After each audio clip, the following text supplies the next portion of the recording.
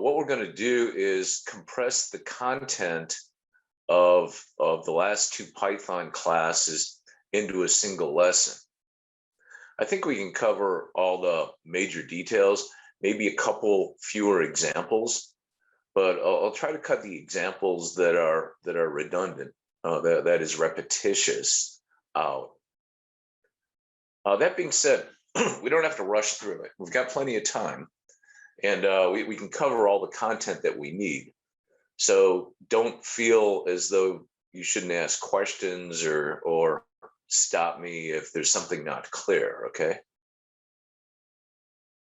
Okay.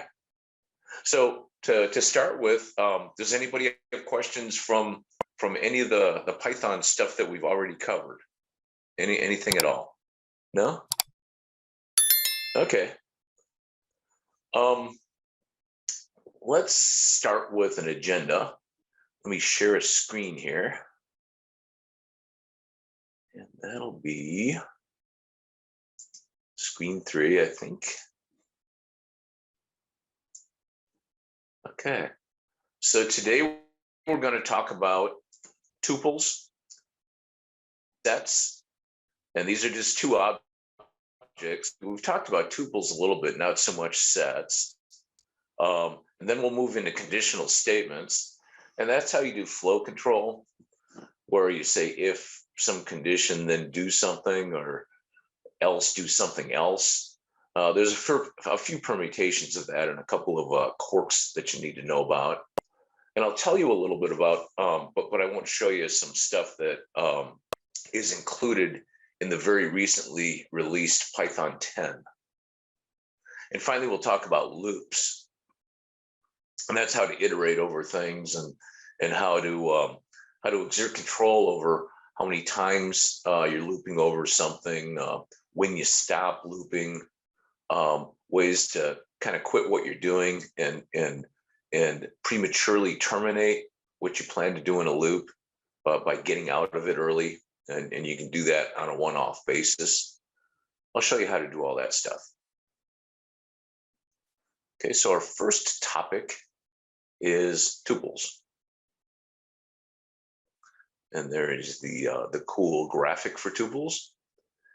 And tuples, you'll recall maybe, are kind of, they're like lists. I think of it as a list light. They don't do everything that lists do, but they're efficient. They're efficient because they're immutable. Okay, so here's let me just kill off a couple of these.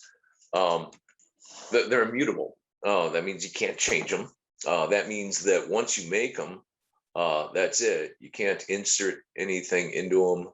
You can't remove any object. You can't edit any object inside of it.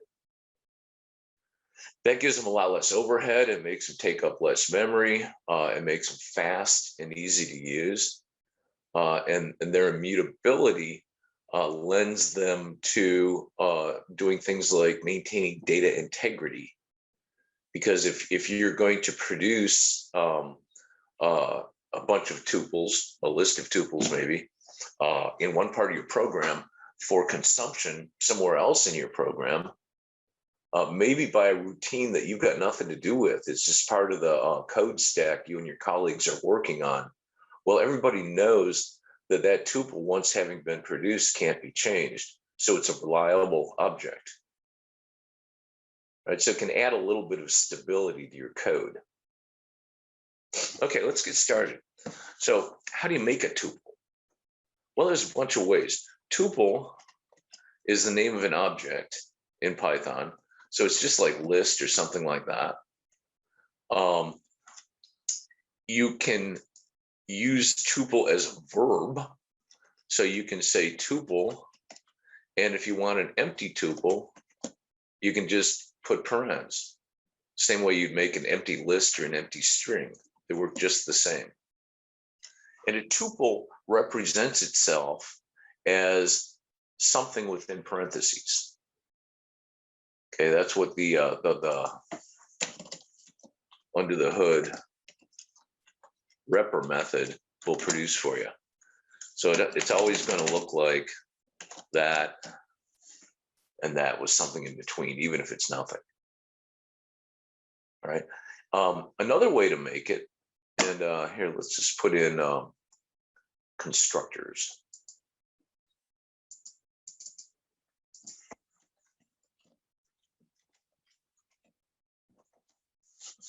Okay. Another way to make that is to say tuple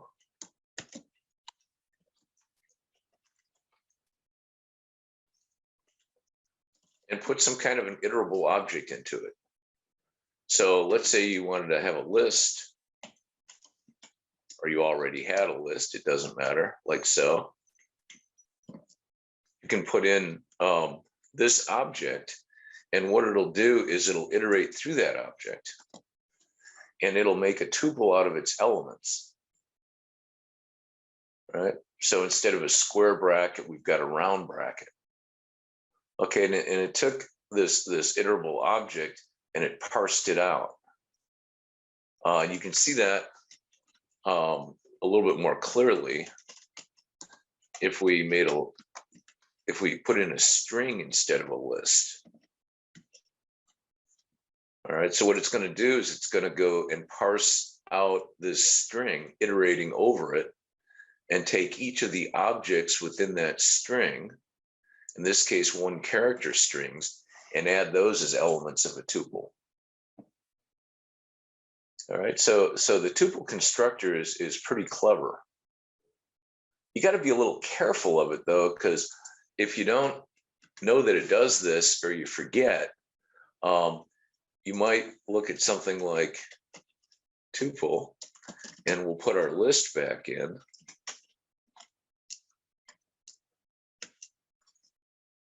Like so. Put another comma in there. Okay, now this is going to work a little bit differently, right? In fact, it's going to, well, actually here. No, it worked the same. Sorry, that's not the right example to show you for something that won't work. But any kind of an iterable, all right? You can, if you want to, nest these things. So you could say tuple and put something in here, and you could put another constructor in here, and you can make a list of objects, and it'll work just fine. Yeah, no, it don't. No, it won't. Just a second. All right. So, hang on. Tuple list. Well, let's do it this way. If we made a list, and we can put in some elements, now we can say tuple list, like so. And it'll simply convert that this thing to a tuple. All right. If we made a tuple,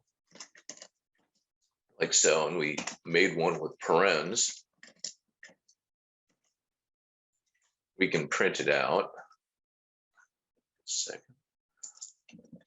We can print this guy out like so, and it'll give us what we want. We can convert a tuple into anything else. Okay, so we can kind of reverse construct it. And let me put in a comment here. And I'm not sure reverse construction is a real term.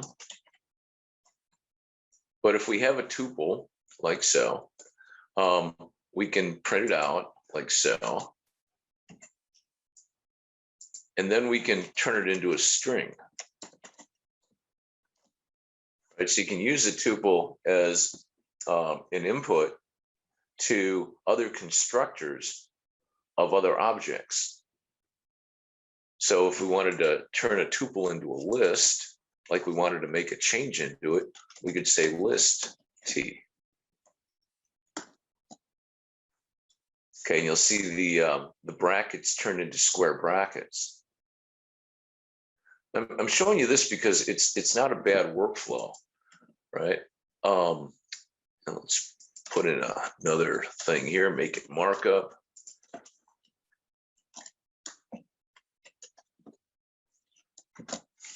So let's say you made a tuple, you got your T, like so, and you decided that for whatever reason you wanted to edit it. Well, obviously you can't edit an immutable object, but what you can do is you can do something like list and provide a tuple into it, and that'll get a list out of it. And then you can say append, and you can put another object onto it, right? And that's going to give you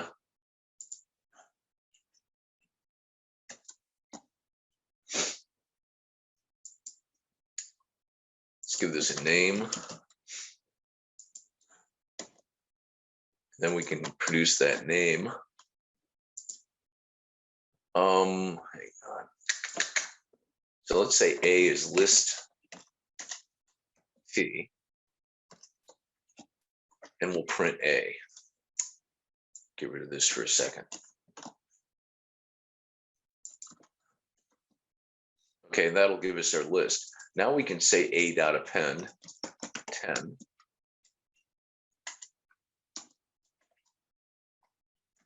And ask for A again.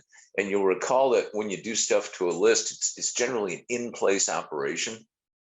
You don't have to assign a new name to it. It'll use the same object ID, and it'll do whatever operation you asked for it. Okay. Now, if you want to make a tuple out of this, you can use the tuple on it, like so, and you can have back an immutable object. So you can feel completely free to, in general, use these different Python objects you're learning about to their best advantage. So it might make sense as you're building a tuple, going through whatever you need to go through in terms of the logic, and make a list out of it. And when you're ready to pass it on to another routine or to another colleague, just go ahead and make a tuple out of it and turn it into an immutable object. All right. Now let's go back to constructors. Okay, so we were able to make one just by using tuple as a word, right? We can use the word tuple with an iterable object. Here we have a list and a string, and it'll go ahead and parse out those iterable objects for us. Okay, you can kind of do a reverse constructor on them, where you can, and actually what we're going to do is we're going to make this another.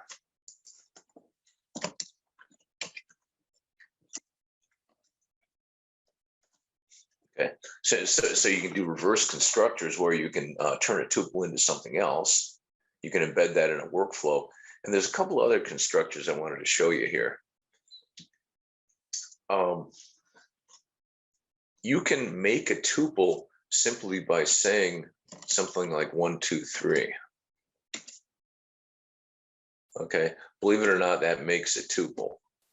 And you can tell it made a tuple by looking at these parens.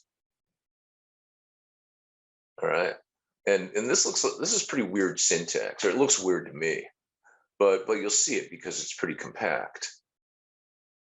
And another thing you'll see, and let's just put a note here.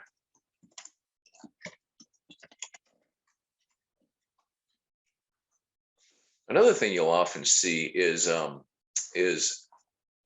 something like this on the right-hand side of an equation. So you can say my tuple equals 1, 2, 3. All right, and then if you wanted to double check for sure that you actually got a tuple out of it, you could ask it for the type, and it'll go ahead and tell you. All right, so this is sort of an unpacking operation.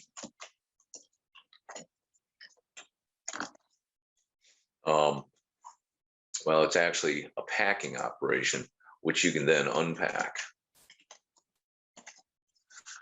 So sometimes you'll see something, a syntax that looks something like this.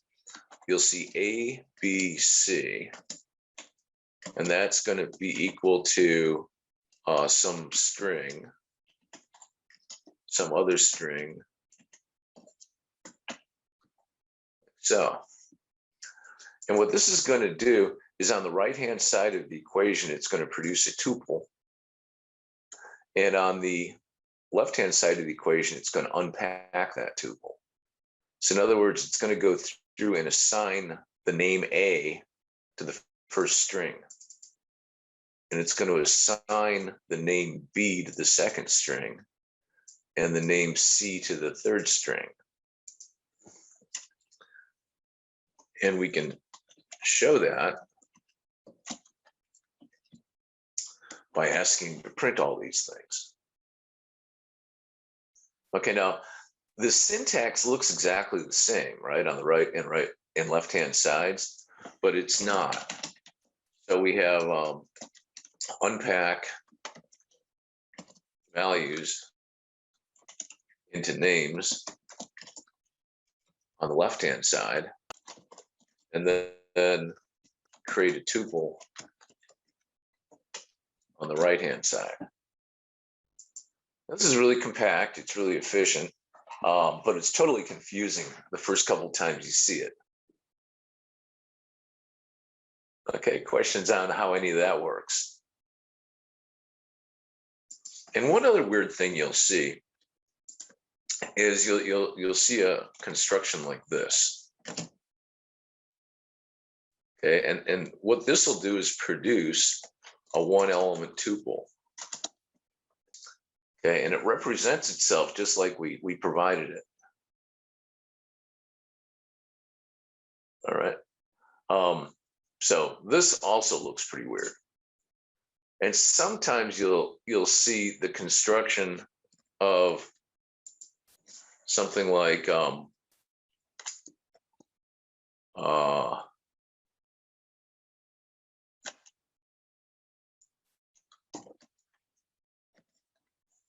ABC comma, okay, and that'll be a constructor of a tuple, okay, and over here you'll say something like this. And this works just like the last thing that we saw, where we created a tuple over here and then unpacked it. Well, this is just sort of a miniature version of it. All right, and again, this is kind of weird syntax that unless you know what it's doing, you don't know what it's doing. And you see a lot of this if you're doing like database calls where you're getting count.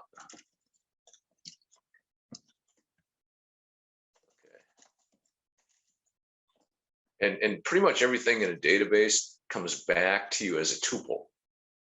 And with count, you only get a single variable, and that's the number of rows. So it's going to come back into your program looking something like this. And a common way to unpack it would be, pulling your rows out here. Like so.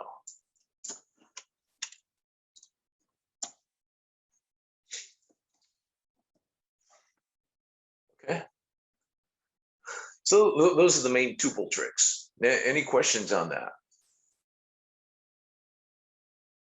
Okay. So let's go back to our slides here and review some of what we just did in the context of your pre-class work. Okay. So tuples are immutable. They're fast. Okay, they keep stuff safe. Okay, and you can construct a tuple using the parens, right? They can be empty.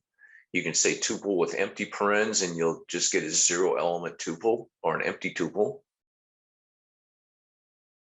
Okay. You can create a tuple with a bunch of different elements in it. Okay. If you provide an iterable and a string is an iterable object, the tuple constructor will parse those apart. Okay. And if you were to type this into your terminal or your notebook, you would get exactly the same results. Now you can see which one of those is easier to type in, right? See, then if you actually had this in a program, you probably want to go with this second kind of constructor, but you don't have to. Okay.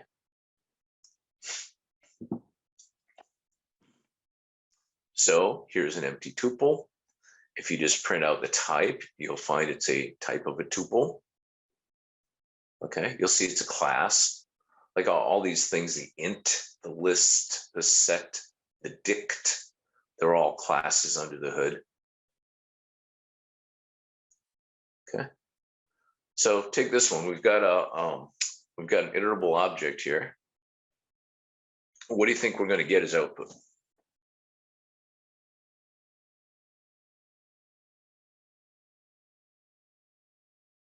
Okay. So we got a single element. We did not use the tuple constructor, right? If we said tuple and we provided a string, we would have parsed it out, just like we did up here. Okay. So the tuple constructor will parse out and iterate through an iterable object, putting each element into the tuple. But if we provide a single element in these parens, we'll get a single element out. Something to watch out for, huh? Okay. So you can construct a tuple with elements between the regular parens. Okay. You can do a reverse constructor by converting the tuple into something else. Okay. And you can ask it for sure what it is by asking it for the type. But Python is nice enough to represent it a list in between the square braces, so you don't really have to ask. But here's how you could do it.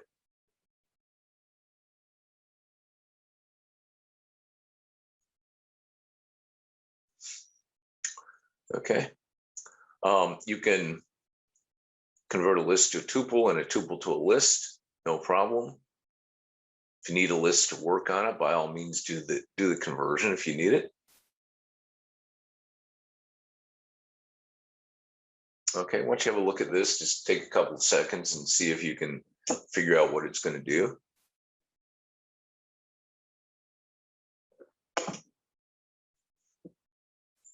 All right.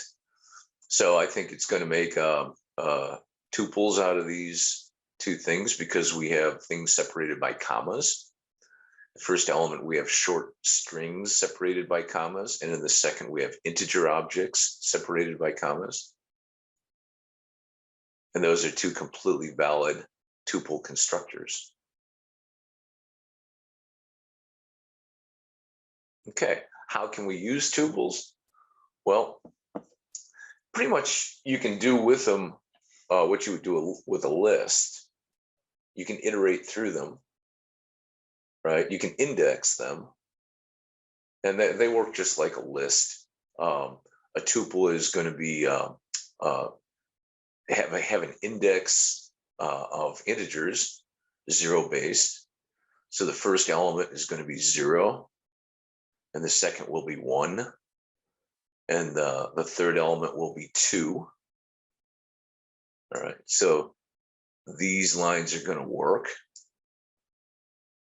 giving us the values 0, 2, and 4. Okay, and it doesn't have an index 3, so it's going to overrun, and we'll get an index error out of it if we actually tried it. Okay. Usually you won't have to do that. If you wanted to index through these, let's just do another markdown cell here.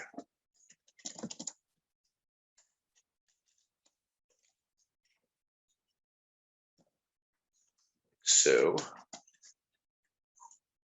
okay, so if we had a tuple A, oh, we want to make a tuple A, so let's say TA.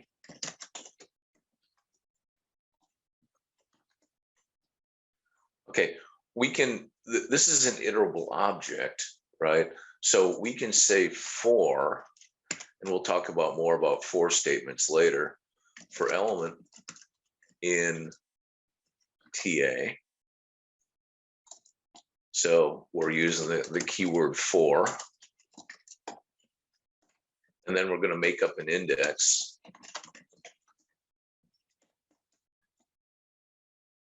name, and then the keyword in, and then we can say our tuple name. Okay. Now we can just ask it to print element. So it'll know how to go through itself. You can ask it for its length.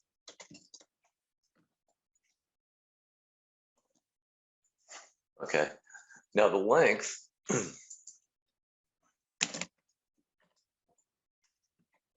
is going to be one more than the biggest index, right? Because the length counts like humans do, right? So as long as you have a value less than the length, you can use it as an index. Okay, so you can say TA dot length of the TA -1. That'll give you the last element. But you can also slice these guys. A much easier way to do that would be, say, TA -1 to get the last element. All right, so you can use any kind of a slice operation on a tuple that you can use on a lot of the other objects that we've seen that accept slices. So we can ask it to start at the beginning and go to the one right before element 3, which should give us the whole list, the whole tuple. Okay, and if we wanted to do it a little bit less, we could do it a little bit less. All right, now notice a difference here. When we did the slice operation and we got one element, we got a string. If we did a slice operation, we got more than one element, we got back another tuple. So you want to be aware of that. Okay, and you can use the length and the fact that it's an iterable to use the built-in Python mechanics for looping through it and doing whatever you want to with it. All right. How do we use a tuple? Well, you use it when you want a little bit of safety, okay, because they're immutable. If you try to change it, it won't let you. So it's real easy. And there's another use case that I've applied. I'll just share with you. Sometimes you want to have a dictionary or some way to save information that is sparse. Now, what do I mean by sparse? I mean uncrowded.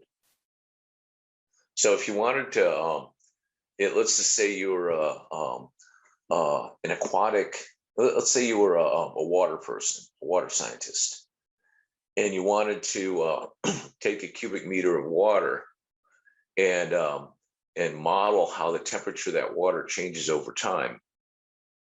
And it might change because it's got sunlight on it, or it might change because it's in contact with the air, or maybe in contact with another cubic meter of water right next to it.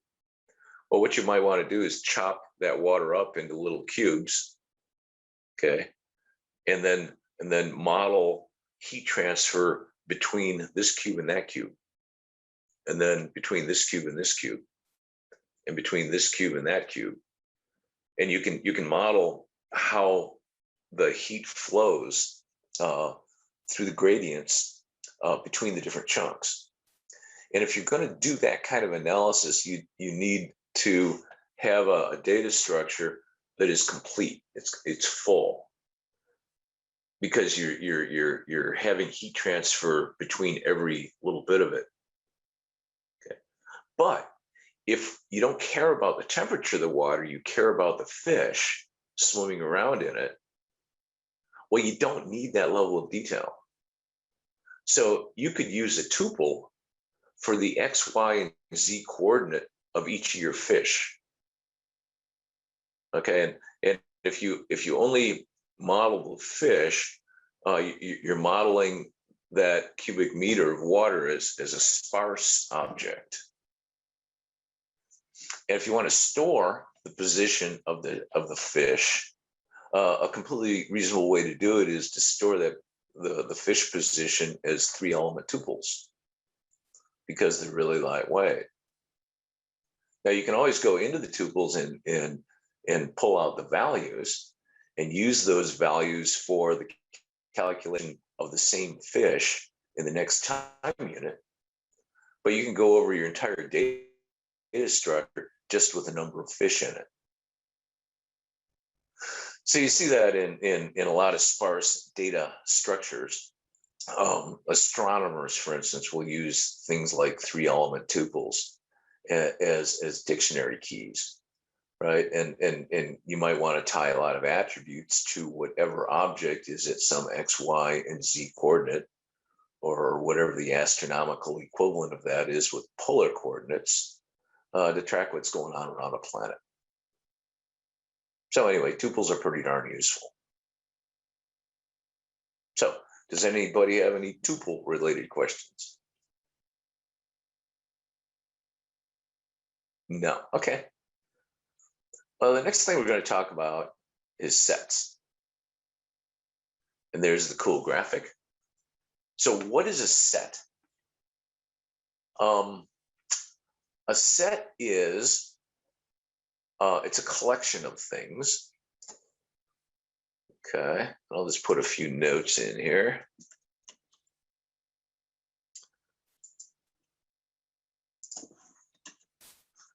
And we'll say general. Okay, so a set is a collection.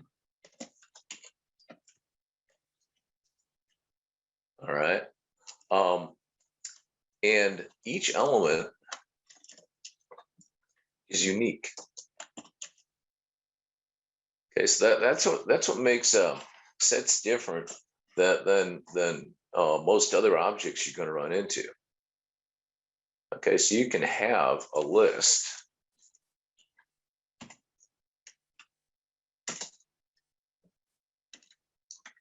like so, and Python is completely happy with that, even though the element 2 repeats itself. And you can do the same thing with a string, right? So you can have aardvark, and a string doesn't really care if you have 2 A's or 3 A's. Okay, but a set does. Okay, and a set is stored as a hash. And a hash is an object in computer science that means that a unique value is associated with every object. And these values might be a compressed version of that object. So if you ever downloaded a piece of software, you know, like from a repository or from an open source project, you'll see with it something like a hash, and it'll give you a number, and it'll usually look funny, you know, something like, you know, what that is a compression of the entire file. And a hash algorithm will go through the entire file and use all of the information in that file, but then annihilate it to come up with a unique shorthand way to identify that file. And if you change even a space or a comma or a lowercase to a capital letter anywhere in that file, the hash will be different, and it'll be very different. And you'll have no way of knowing how different. And a hash is a way to protect you from somebody sending you a file that's supposed to be, you know, a legitimate open source project, and something that's full of virus that's going to put ransomware on your program. But anyway, sets are stored within Python as a hash, and that's what ensures the uniqueness. A hash object will also ensure that it's very efficient in retrieval. All right. So basically, there's a guarantee made that every object is as efficiently retrieved as any other, even if that set gets really, really big. All right. And you might remember from like math theory, maybe in grade school or high school, where they did number theory based on sets. And I never really got it when I was a kid, but they made a big deal of saying the number 0 represents the number of objects in an empty set. It's like, what? Okay. And then they build up all the numbers, all the integers from what you can do with sets. They talked a lot about unions and intersections and all that sort of stuff, Venn diagram like stuff. The sets will support those kind of interactions as well. So they're pretty handy. Now, one of the things about the fact that they're in a hash is that they don't get stored in any particular order. Okay.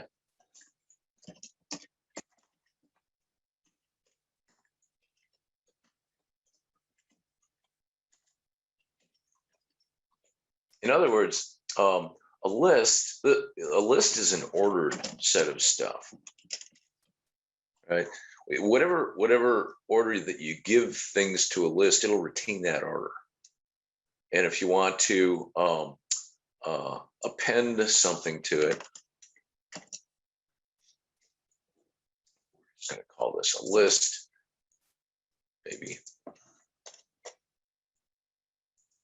Okay, now if we ask it for the list, it'll give us our list back, and then we can say list.append.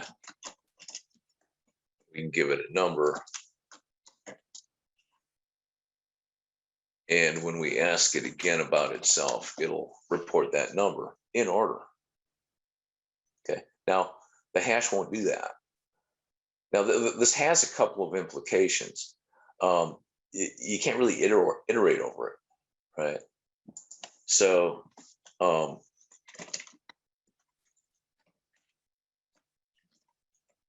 and as a result, you can't index into it. Index has no meaning.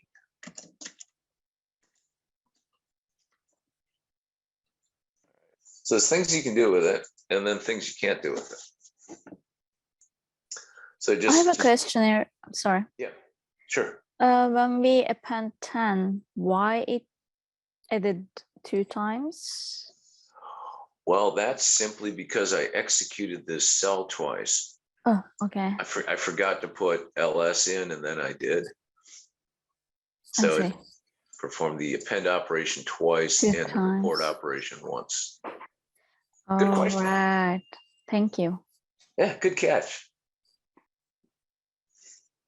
Okay, so let's start playing with sets just a little bit. Sets represent themselves like this. They use parentheses, or sorry, squiggly brackets, curly braces, I think is the proper term for them. All right. So you can use as a constructor, we'll misspell set here so we don't confuse it. So you can say one, and you can put in anything you want to. It can be heterogeneous if you want to use the geek word for it. It'll be completely happy taking all these objects.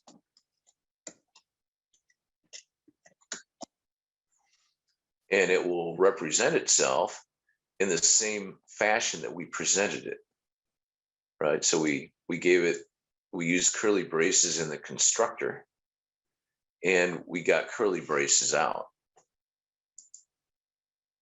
All right. So let's make this another section called constructors.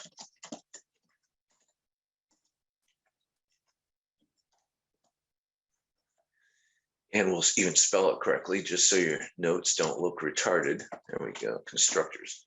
All right, so we can do a direct construction like that. We can also, as we have seen with our other objects, we can use the word set as a verb. Okay, now set takes 0 or 1 argument. This will make an empty set. That's going to represent itself just like so. If we want to give it content, let's just say we wanted this content. We could take this and we can call it a tuple. That's a valid constructor for a tuple, right? And now we can say set and give it that tuple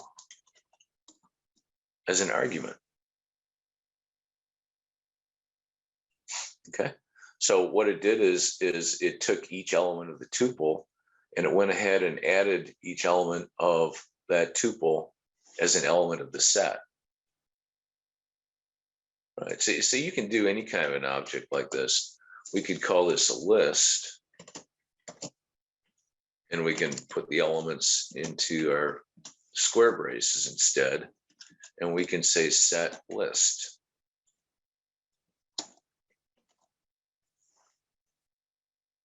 Okay, so as a verb, we can give it an iterable. We can only give it one thing as an iterable object. Okay, see how that works?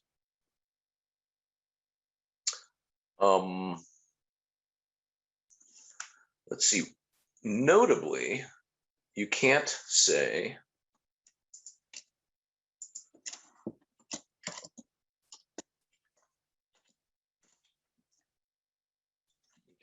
go set squiggly braces. Okay, or you can't just use squiggly braces like so, because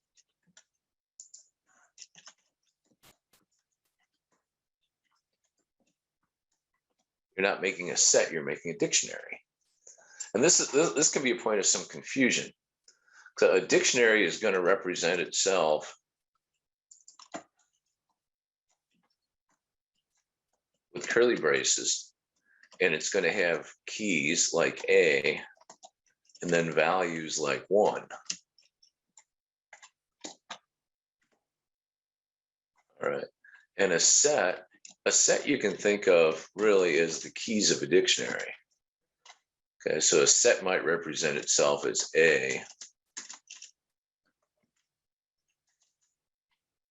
come on, and B. Okay, and both of them have curly braces. The way you tell, of course, is a dictionary has pairs of things. Okay, and a set has individual things. A dictionary is another form of a hash, by the way. And in fact, the keys of a dictionary are kind of a set. They're stored the same way, but they just happen to be tied to different values. These are simply stored as hashes and are easily retrieved. But anyway, that's why you can't do this, because you don't come up with the object that you want. Okay, I think it's time for a break, but see if you can come up with some questions, and I'll be happy to answer them when we come back. So I'll see you in about 15 minutes. Thanks. Okay.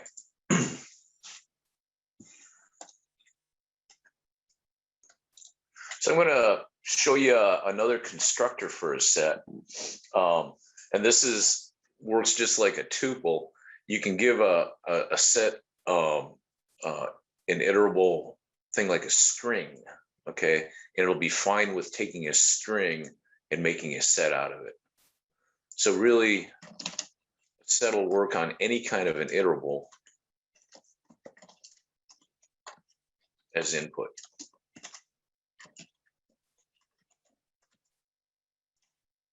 Okay, now sets are kind of useful objects in that they can do a lot of stuff. All right, so here's a scenario.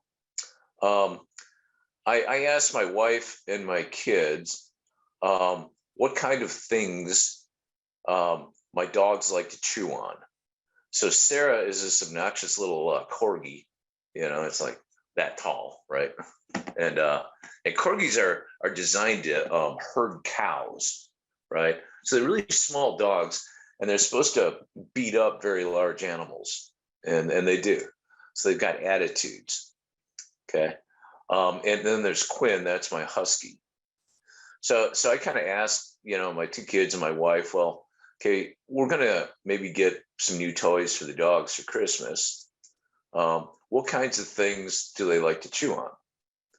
And every time somebody said something, I added it to a list.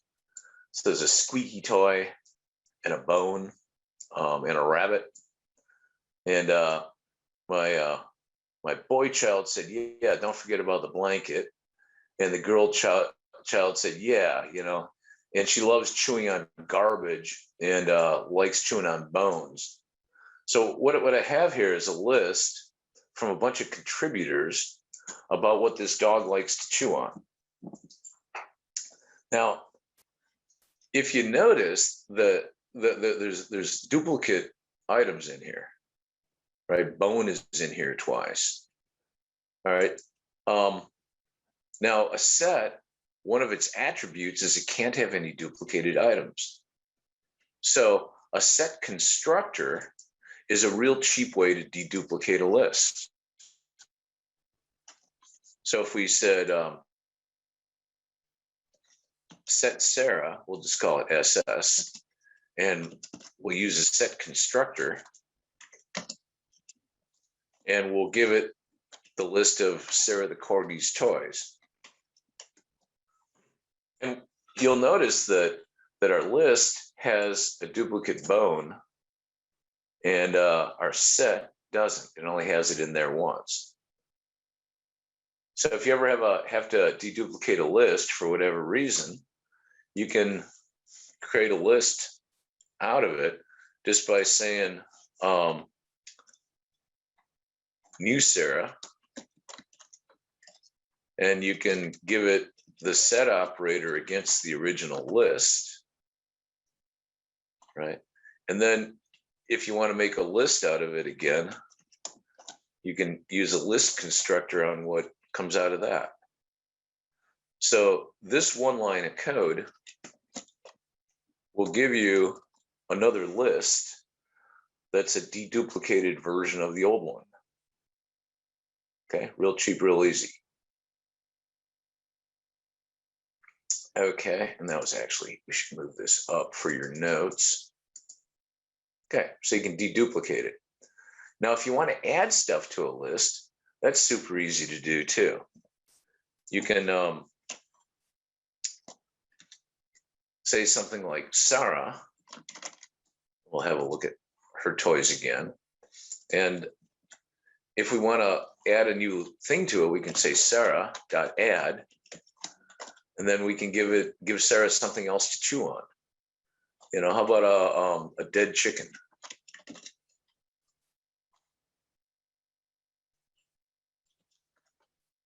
And Sarah will, let's make a single element list here. It'll be a lot happier with that.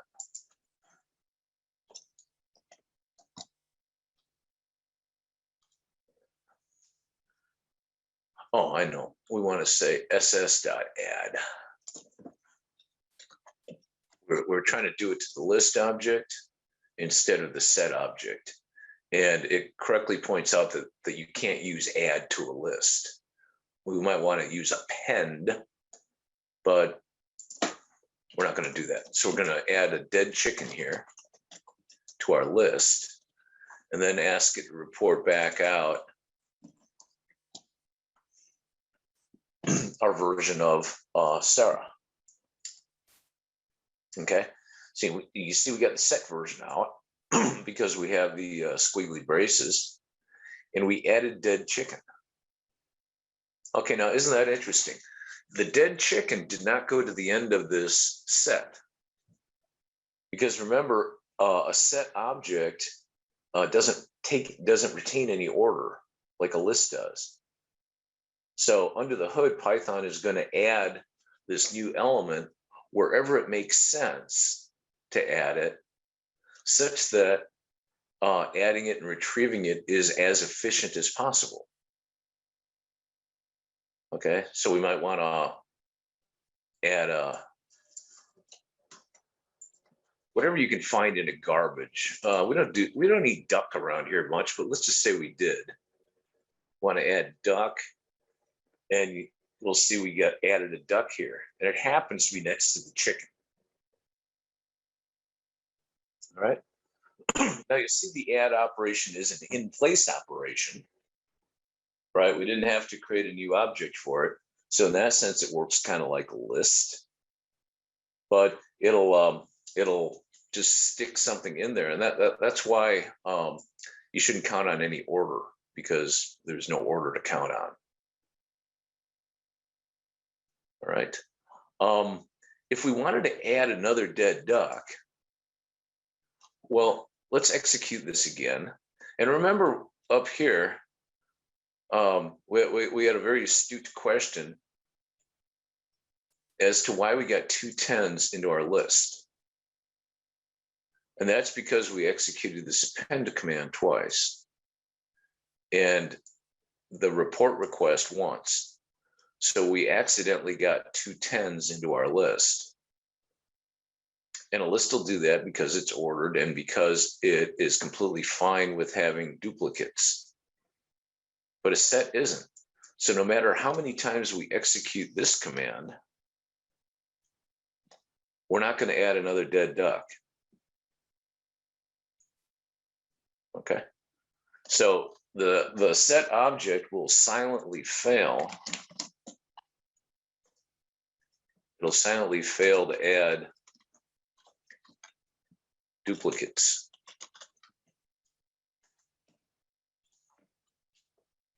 So that's kind of useful, because if instead of just going around the room when constructing a list of potential things to get the dogs for Christmas and adding them to a list, I might have just made a set of these things and then got my 2 kids and my wife into the room, and everybody could yell out a new thing that they remembered the dog likes to chew on.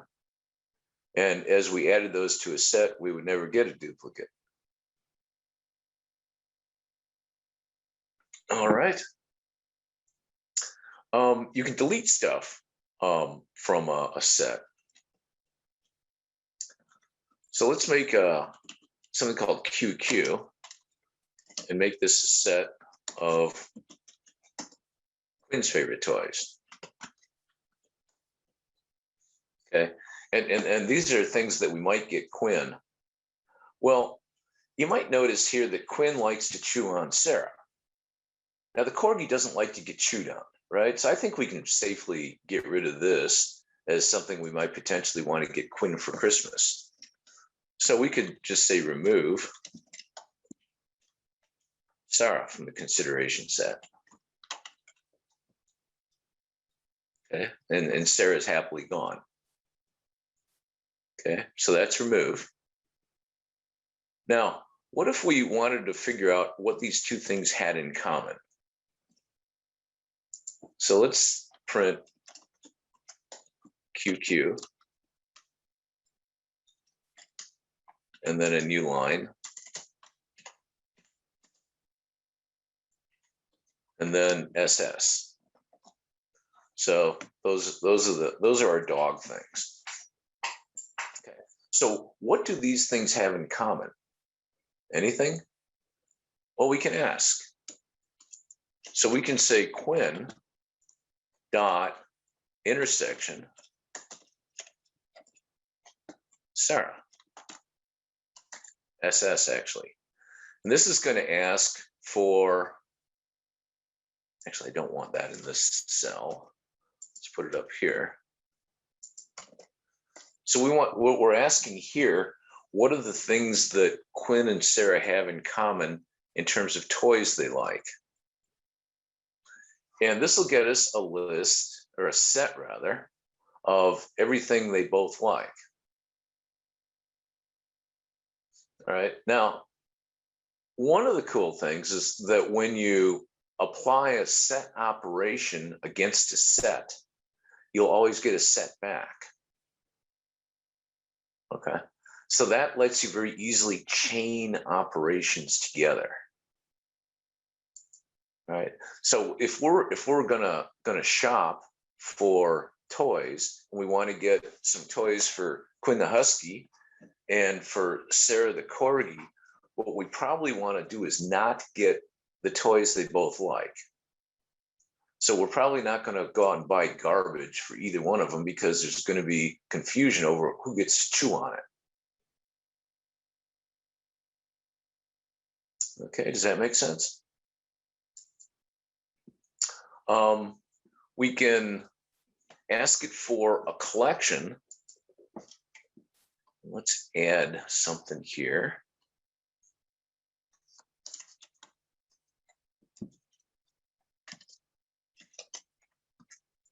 We can ask it for everything in both sets. This is called a union. Right? And here we can just say QQ dot intersection. Sorry. Dot union.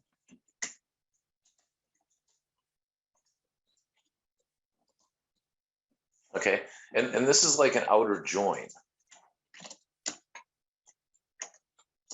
where we get everything in both collected all together. So superset. All right. Now, another thing I'd point out, we can do this backward, and we'll get the same result. These two sets are just operating on each other. In fact, it's a little bit easier to see if we asked if SS union QQ is the same as QQ dot union SS, and they are. Okay. If we wanted to ask for, so we've got a choice of all these things, and we don't see anything that we had in our intersection. So this is kind of the opposite of intersection.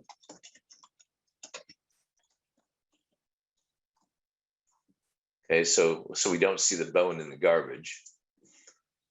And if we wanted to do the opposite of that,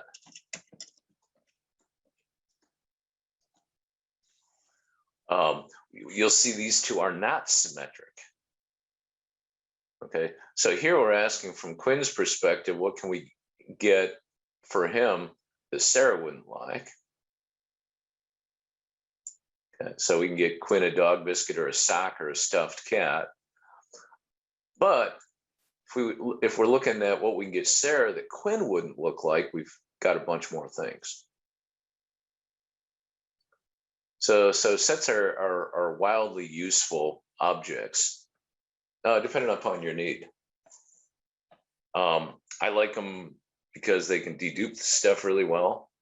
I like them because they produce pretty efficient objects that you can query without doing anything crazy, right? You can do database-like objects or like operations on them. And I'll also note that the examples I've shown here only are using two different sets. Well, there's no limit to the number you can use. And I think I'll just show you that because it's an important enough concept here. They work on multiple sets.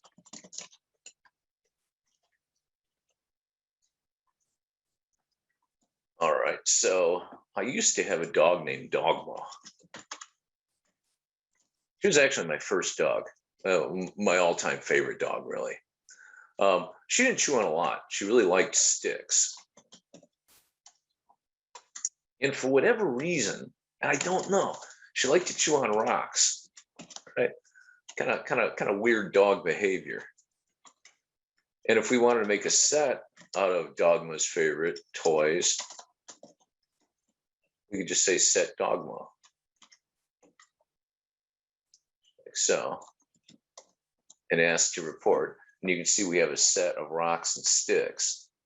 And actually, let's do this again, just so we have something in common. This is not true. She never chewed on socks, but let's pretend that she did for a moment. Okay, so given this, we could say QQ dot intersection DD. And that would tell you what Quinn and Dogma both liked chewing on. Okay.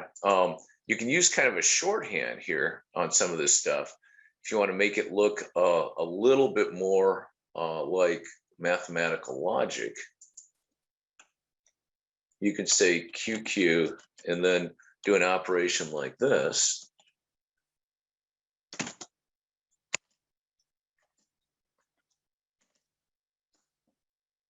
Okay, and this is asking for a union on several set objects. Okay, so you can gang these guys up. All right, if you wanted to do an intersection operation, you could ask it what QQ and PD and SS have in common. Okay, and then there's nothing they all have in common. Okay, now if you want to get kind of fancier, it won't matter for every kind of an operation. Now let's come back here and make sure. See, Sarah has a bone. Let's give Quinn a bone. And we'll do that up here. So we can say QQ.add. We can give Quinn a bone.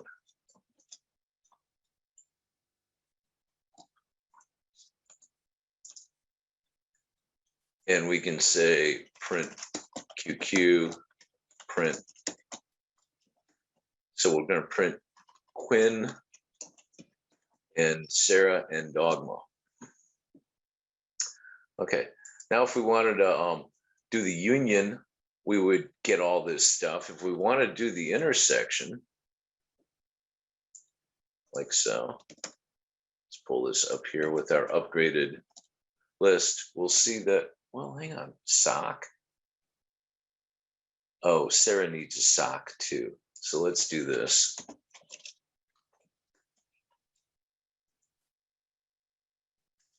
Bone rather, bone. Oh, okay, I'm sorry, I'm fumbling just a little bit.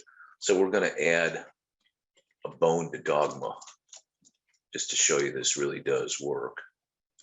Okay, And this will show you the commonality across lots of sets. Now you can upgrade these operations quite a bit by disambiguating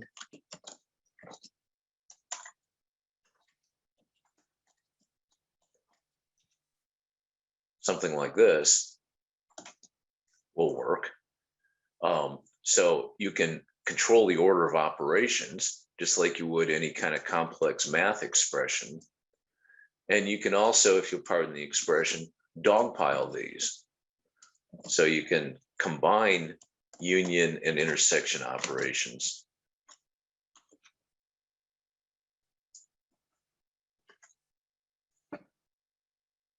All right. So they're actually really powerful. Okay, questions so far on these guys? Yes, I have a question, actually 2 questions. Okay. The first one is why we don't use append and we use add here. What would happen? Say it again. Why don't we use? Why don't we use append? Append. Oh, okay. That's a good question. And the second is, like, instead of running the code intersect or union, could we just use add sign also, as you did on line 92? So why not use add? Okay, and then why no append? Is that right? Correct, yeah. Okay. Well, let's see. Let me take those one at a time. Let's start with the append question. And the answer to that is that sets are not ordered. Okay, because they're not ordered, they have no beginning and no end.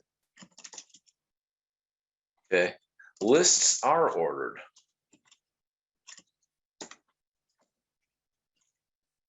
So append makes sense.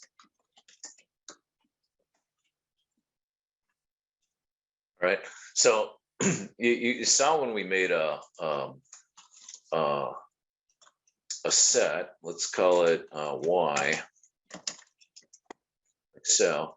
Now we can say y dot add 2, say, and then y dot add 3, and y dot add 4, and then y dot add 2 again.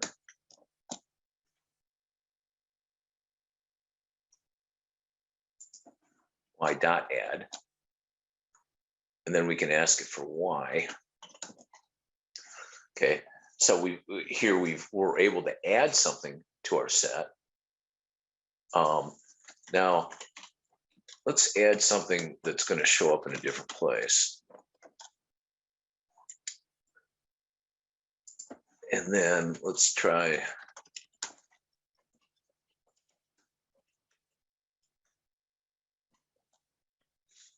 Okay, so as we added stuff to our set, the stuff we added showed up in different places. Okay, so the string we added showed up at the end, and the complex number showed up at the beginning.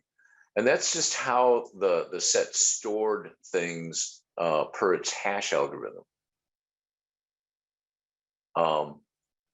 And we don't care. We don't have to care if we're using sets that it's not that the last thing we add isn't appended.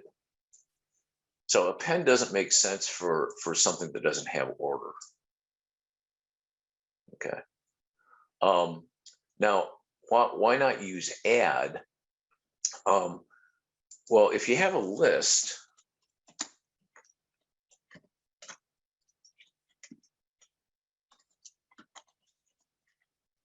we can do intersection and append operations. So if we had a list like so, it would make sense to do something like append to it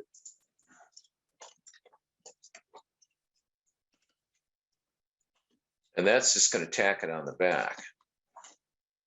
Okay, if we wanted to insert something, and we wanted to add it before position 1,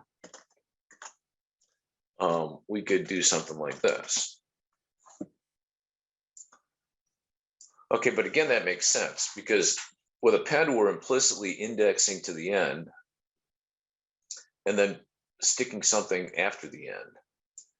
And with an insert, we're implicitly indexing to position 1 and then sticking something right before it. But the insert and append operations require some notion of indexing and some notion of order. Does that make any sense at all? It does. Yes, much more clear. Thank you. Sure. Great question, by the way. Thank you. I got one more question. Sure. I'm trying to figure out how to install Python on Linux. Is that possible? Yeah. In fact, I would be totally shocked if your Linux installation doesn't already have Python. Okay, so I just need to go to the terminal or... Yeah. So you should be able to just to come to any terminal window and say Python, and it should come up with something. But I would strongly recommend Google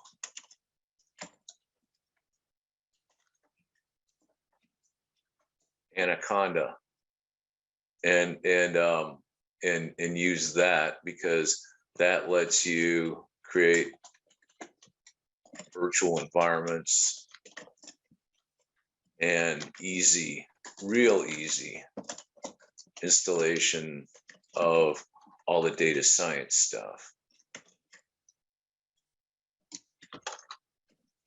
All right, thank you. Yeah, you're welcome.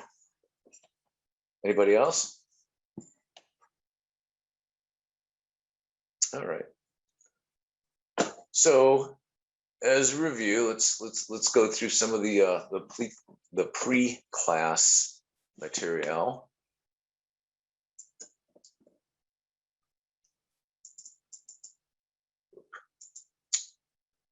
Want to actually get rid of that, and we want to come up here. Okay, we saw how to create a set, right? And we can do it with a set operator.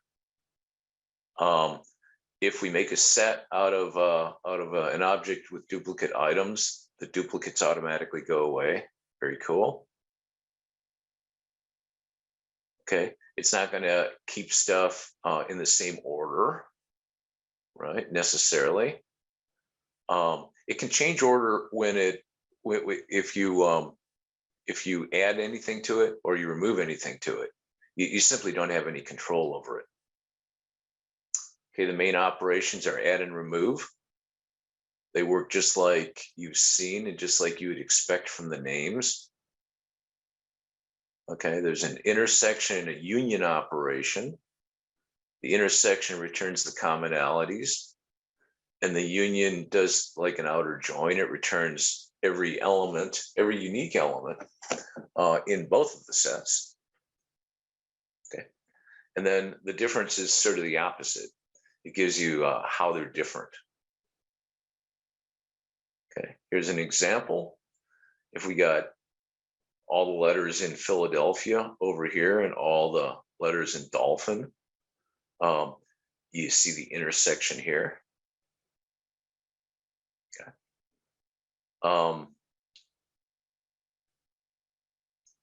Oops, sorry. Yeah. So you see the difference between the two. Okay. From the perspective of B, and you can see the union of them, and you'll recall the difference from the perspective of B is different than the difference from the perspective of A. Okay, and refer to your notes. There's not symmetry here. There is symmetry with the union. Okay. And you've got different ways to apply both the intersection and union. You can use the mathy operator, or you can use the method that's associated with a set object. You'll notice with all these, you always get a setback.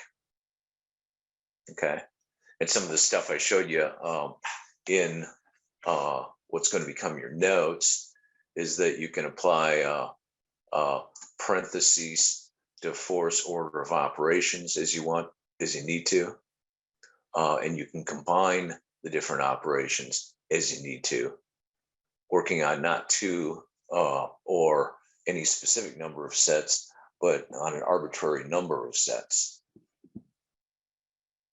All right. So far, so good. Nobody's asleep just yet. There's still time. Okay, our next time. Well, so any more questions? Any questions on sets before we move on? Because we're going to dramatically change direction. All right.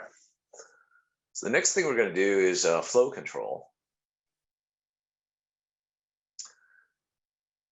And these are Python's basic branching operations.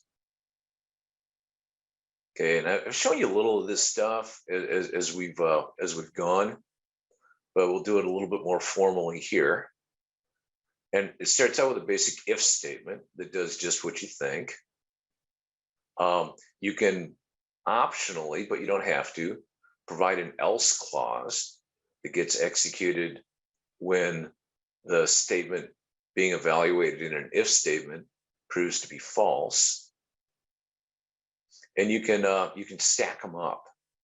You can say else if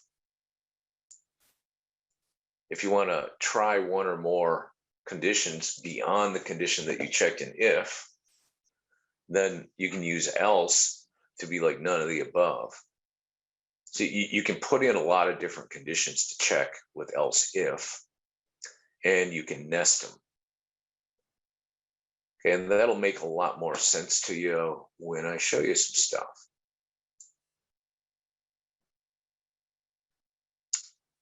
All right.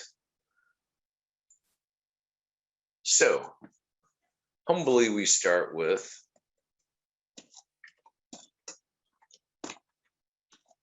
the keyword if, and then we have some conditions to evaluate. Then we have a colon. Okay, and then underneath that, we have some indented suite of stuff to do. Okay, so you might recall that Python relies on indentation to separate blocks of code. Okay, and this indentation should be 4 white spaces, and that's per pep 8. Some people will also use tabs. Use 1 tab, which is not per pep 8, but it's a hell of a lot easier to type, and plenty of people do it. And just about any good integrated development environment will let you flip back and forth really easily. So that's all there is to an if statement. Now this statement to evaluate here, this condition to evaluate, this is going to yield a true or a false.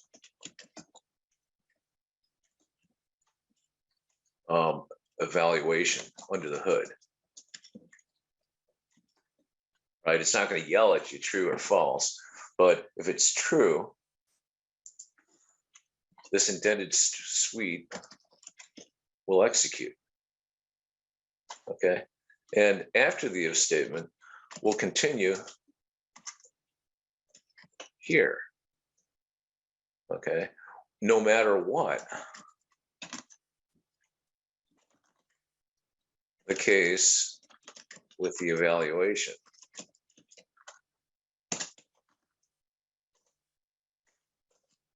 All right. So really simply, the dumbest thing we can do, we can say if true,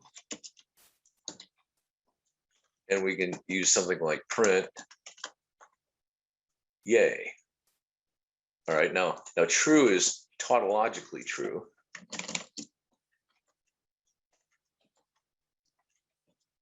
Right, so that's going to execute every time. But you can put in a fancier condition if you want to. You can say if, let's just say if Quinn equals Sarah, print woof. Okay, and we can print done no matter what. All right, now Quinn does not equal Sarah. So this statement evaluated false.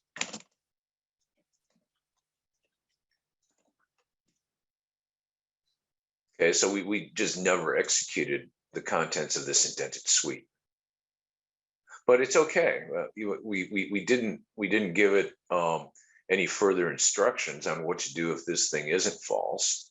So what it did is it just dropped out of this code block, quit executing it, and then it got to the next line.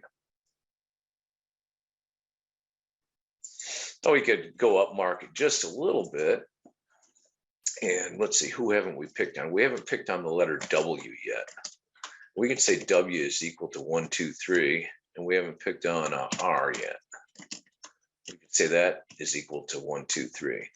So here we can say if W is the same as R, we can print yay, and then we can print W and R are the same. So we can have any number of statements in our indented suite. So this will pretty obviously do what you think. Now, if we want to go a little more upmarket on this, we could give it an else clause. Now we don't have to. And what an else clause is, this is none of the above. Now here we could print sucker W and R.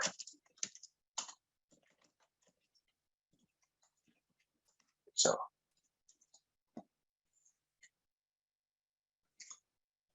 and you can play around with your values of R and W, and you can check each branch of your logical statement. Okay, so these two kind of hang together, right? The else has no meaning if you don't have an if, but you don't need the else. Okay, so this is probably a pretty good time to talk about what evaluates true.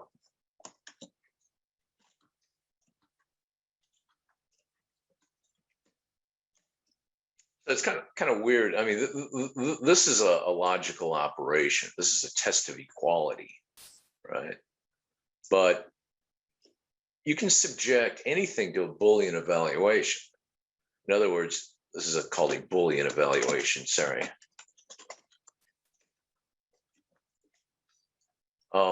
So you can say something like if 3.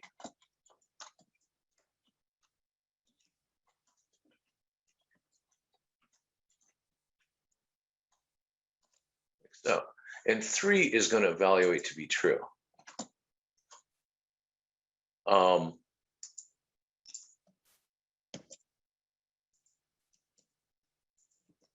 If we want to evaluate 0,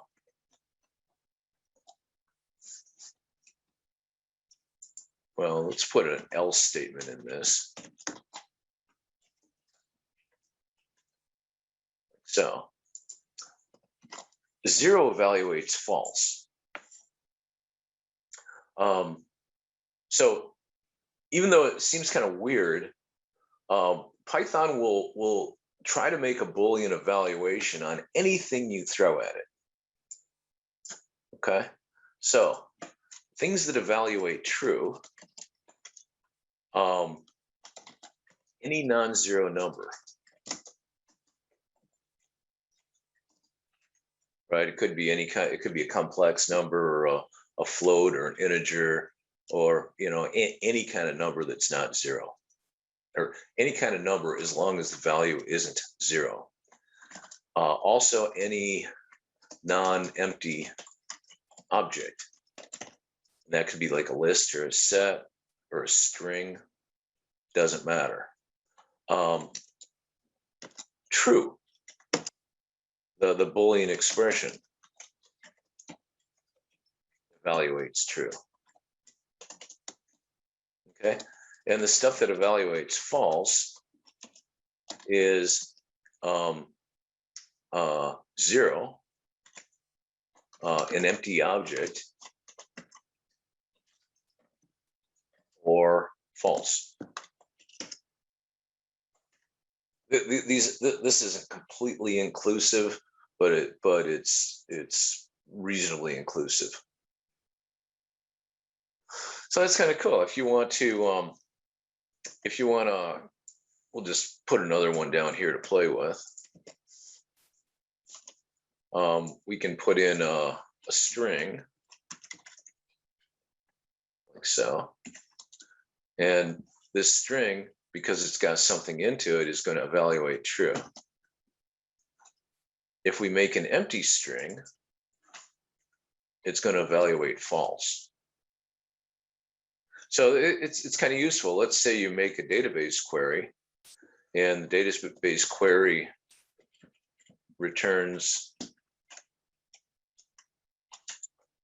the return is an empty tuple. Okay, so if we want to evaluate whether we got anything out of our database, I misspelled that, but I misspelled it the same in both cases. We can check it really easily. So the header of the if statement is actually a pretty powerful little bit of code, even though it's not very complicated, that can keep you from having to process empty returns from data sets, stuff that you tried to scrape off a website but couldn't, or anything else. And if you had a whole list of stuff that you got returned from some kind of an operation, and you'll recall that you can do a list.pop operation to remove an item. You can cycle through a list, removing an item every time, and then just say if the list.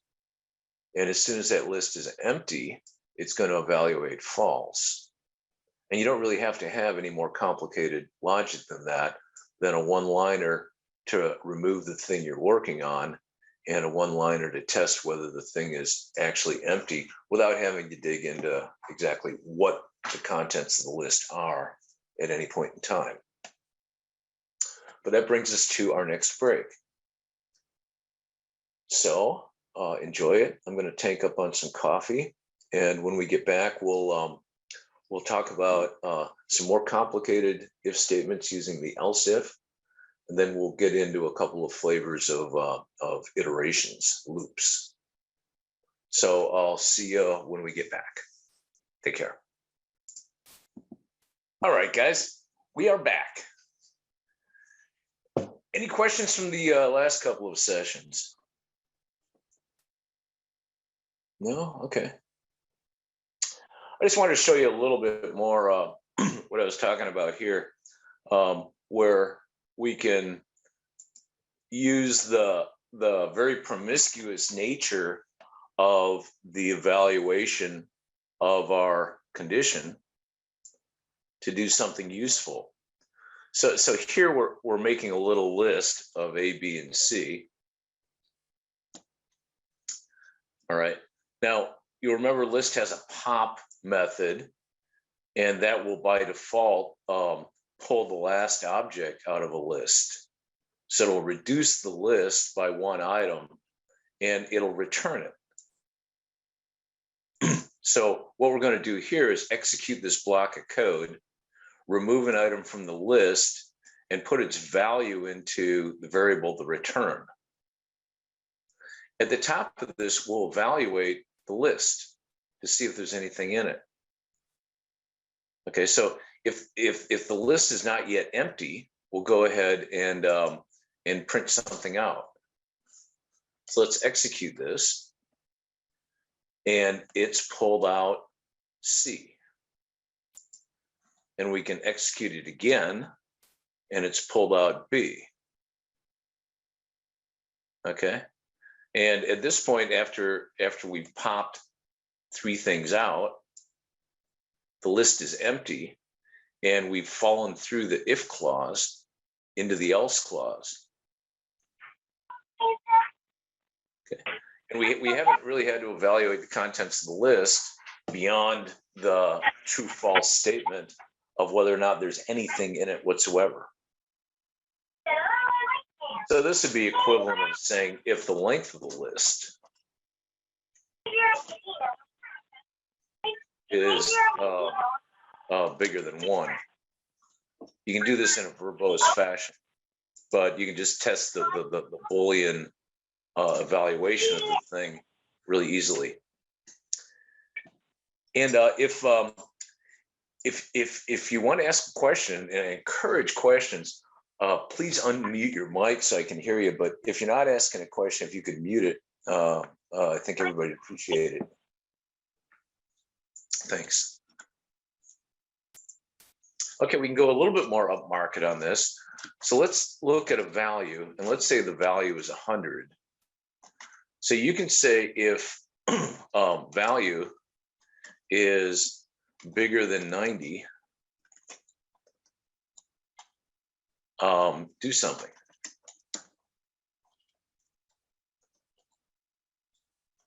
All right. You can say else if, and then put another condition on here. You can say value is bigger than 80, say.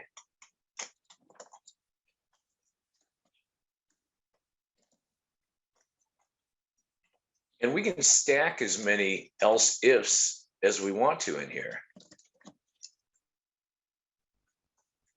Like so.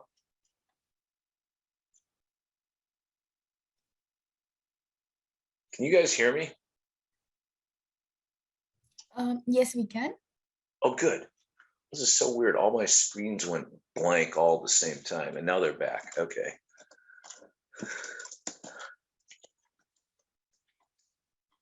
All right, so the idea is you can use the else if clause of an if statement as many times as you want in a stack. And what happens is the execution will go from the top to the bottom. So first we'll get the value for our val attribute in as 100. And then we'll evaluate this if statement. So is it bigger than 90? And if so, we'll print this out and we're done. We drop out. If this proves to be false, then we'll evaluate this guy.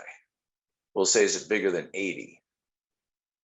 And if that proves to be false, we'll evaluate this statement.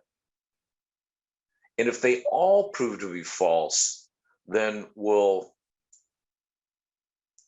print this. Okay, so the main points are to remember here is we go in order, top to bottom. Okay, and another thing is only one clause will be executed. Okay, so we're one and done. So what that means is you want to put your most restrictive evaluations at the top. Okay. B, okay, so you can make sure to execute the one you want. So in this particular case, we're going to evaluate this number to be bigger than 90, and we're going to print this, and we're going to drop out of the loop, and we can execute that to prove that contention. Okay, we never get here. All right, so we probably want to reverse these, right? So we probably want to ask it to say, is it bigger than 70 first? And then evaluate it to be bigger than 80. And then maybe evaluate it to be bigger than 90. Just the top thing and be done. Okay, now if we execute this, you can see that we're going to be testing to see whether it's bigger than 70, then 80, then 90. Okay, and it is. So we're going to say, yeah, it's bigger than 70. But what if we had a number like 60? At 60, we're just going to crater through the bottom. At 81, we're going to evaluate the top one false, okay, and then we'll hit the middle one. All right. So you can do a lot with these else if stacks, but you need to be really careful, because if you get them in the wrong order, your logic won't result in it won't give you the results you want. These are a little bit hard to maintain. You might want to investigate in Python 10 plus. This has only been out for a few weeks, so I don't want to put Python 10 content into it, because you're not going to be able to use it right away because nobody has any Python 10 stuff out there. Check out a switch statement. It's not called that, but you can Google it,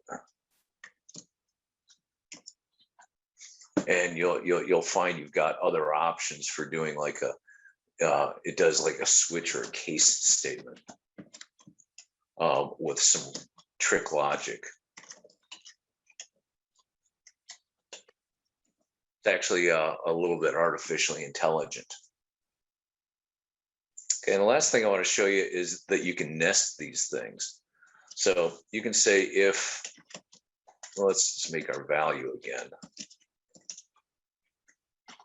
So you can say if value is bigger than 75, then you can make another test. I have a question when you get a second. Yeah, absolutely. Jump in. All right, I want to know why, like, we looked at the value at 81, and why didn't it print out greater than 80?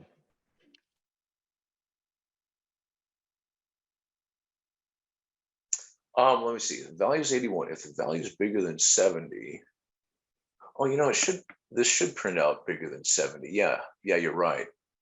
Okay, it is bigger than 70.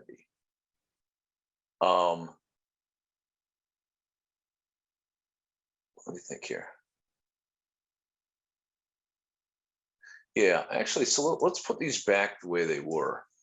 So let's ask it to evaluate 90 first, and then 80, and then 70. Like so.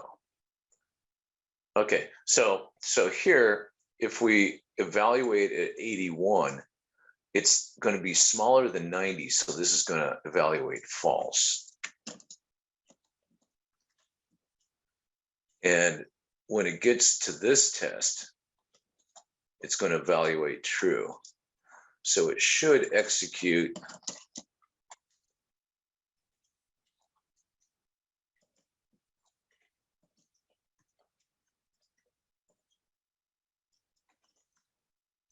so we should do this. You agree?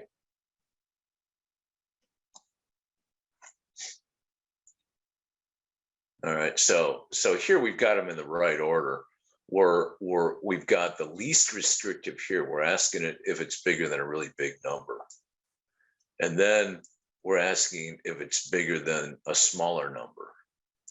And then we're asking it if it's bigger than an even smaller number. And if it's not, we just drop out into the else clause. So this is in the right order with the most restrictive stuff on top, and we'll let it fall through and get the less restrictive one. Does that answer your question? Yes, that makes more sense to me. Appreciate it. Sure. Yeah, sorry about the confusion. Thank you for the question. I really appreciate it. Okay. And here I'm going to show you how you can nest these things. Yeah, and you can nest these to any arbitrary level. So here we can say if the value is bigger than 75,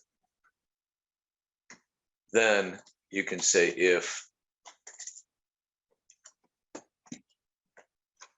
let's make it print bigger than 75 here. Okay, and then you can make another if.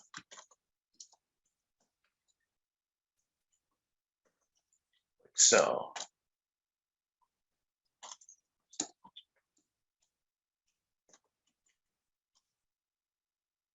Okay, and then you can make an else here.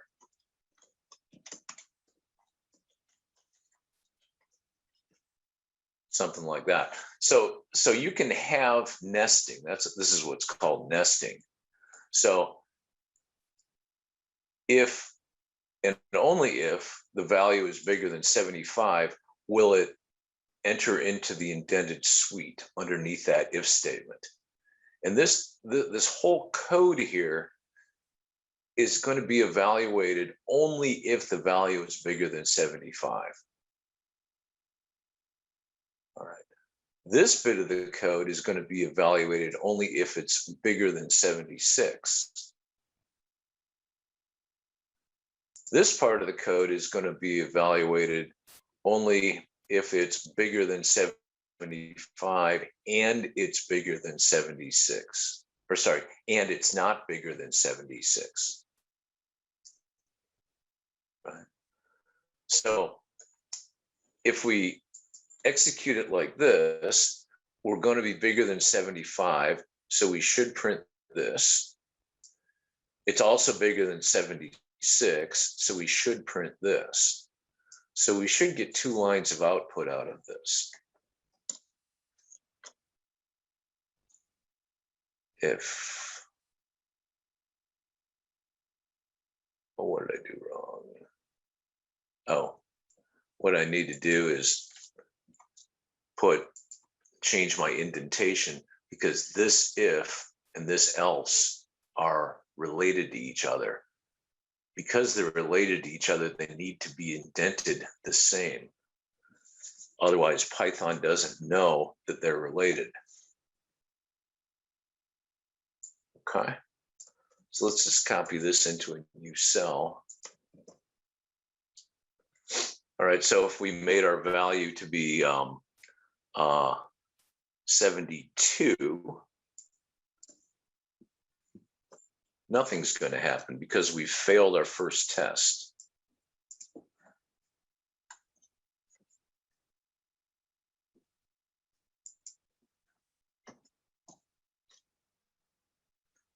Okay, so we haven't done anything.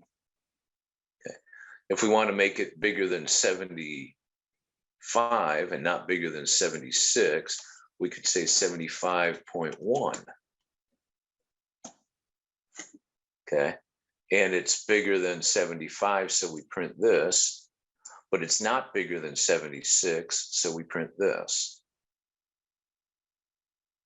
So I would encourage you to just set yourself up with something like this and play with it.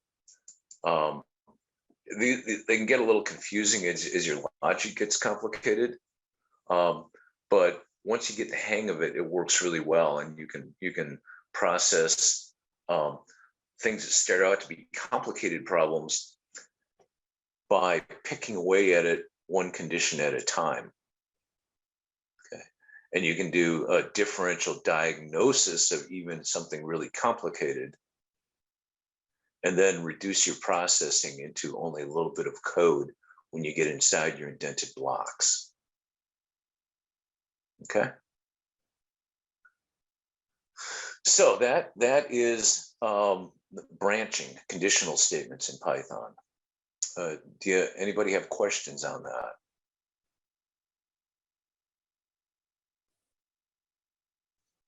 Okay, the next control structure we're going to look at is loops. Okay, and loops basically have two flavors. One is a for loop. That's really lowercase. And we've talked about that a little bit. And the other one is called a while loop.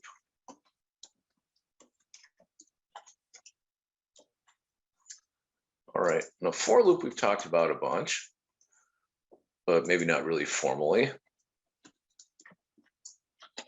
The syntax is going to be for made up variable in some iterable object, then a colon, and then an indented suite.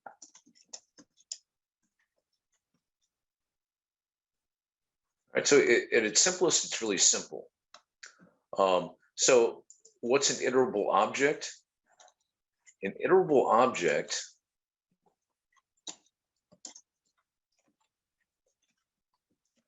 has an under the hood iter method. So you can check if you want. Or you can just try it in a for loop and see if it works. But the built-in iter method on every object is the thing that makes it react to having a for loop put on it. Just like the add method responds to a plus.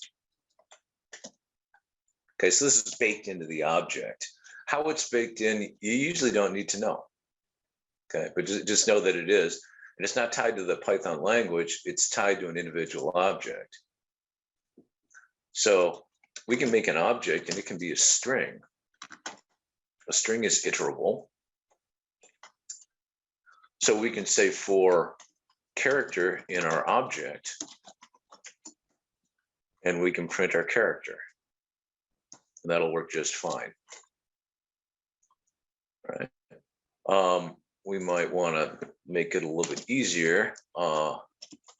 We might want to say the separator is going to be equal to a tab. And the end will be equal to nothing. Then we can print this out, or just do an empty print. Get a new line in here. So equals, sorry about that.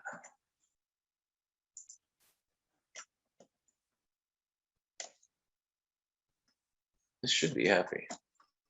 Yeah, there we go. So it's printed out a little bit more nicely for us. Anyway, so we had some kind of an iterable object, and we were able to print it out. Now it doesn't care what kind of an object that iterable object is. All right, a list is also iterable.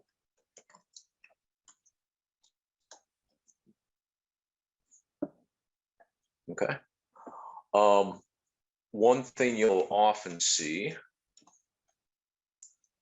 is if the author of the code thinks that it's not going to contribute any information to the user of the code, you're going to see this sometimes. An underscore is the smallest valid variable name you can have in Python. If you ever see that, it means that you don't need to care what it is. So you can make it up. So make it easy, make it expressive, like CHLB character or element, something like that. And if you don't want your user to have to care, just do an underscore. It'll work all the same. All right. Sometimes you want to not necessarily iterate over everything, but you'll want to kind of cut it short. So let's say we had this simple object. Let's get our list back here. You can also put an index value. And you might start it at 0. And every time you loop through this, you might increment your index value. Now you could do that at any point in this indented suite.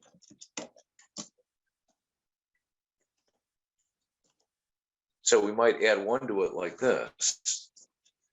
And we might want to print, besides the value, we might want to also print the index.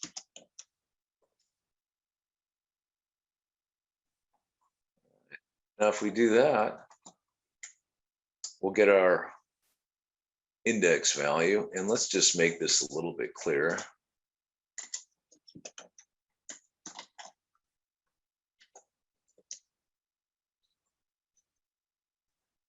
And we will make this separated a little bit better. Okay. So here we've printed our value, and then we printed an index. Okay, and then we've printed another value. Still isn't very clear, but I think you can see what we're doing. Okay, so you can have an index value that is incrementing every time. And I think we're just going to go back to this and we'll print out more lines of code. Let's just print the element, and then we'll print out the index. And I think that'll be much easier to read. Okay, so we're printing out 1, 2, 4, 5, and the index value is incrementing from 0 to 1 to 2 to 3. Okay, now we can put in a test here. We can say if index is bigger than 1, we can abruptly terminate this loop. Like so. So this is going to break us out.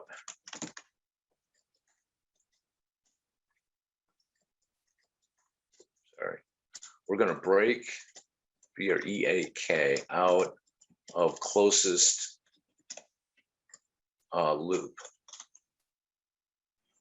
All right, so if you've got a really long list of things that you're potentially having to go through, and you wanted to do a check and only perform an operation on elements in that list that met a certain condition, we could do something like this. We could check on an index. We could check on the value of the element itself by getting rid of the index. So we don't have to print that. And we don't have to print that. And we could do a check on our element.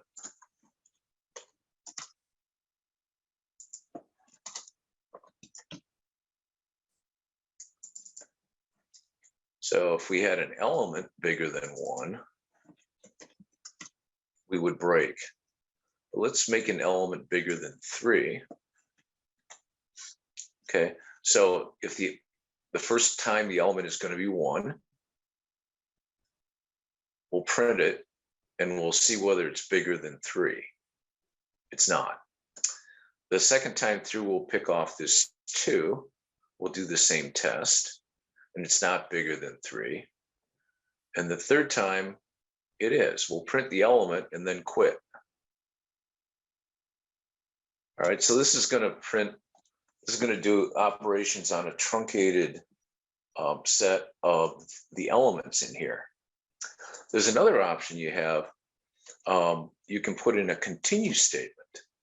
So you can ask if the element is bigger than 2, and you can do a continue. And what this will do is it'll go right back to the top of the loop, right? It won't execute anything underneath it.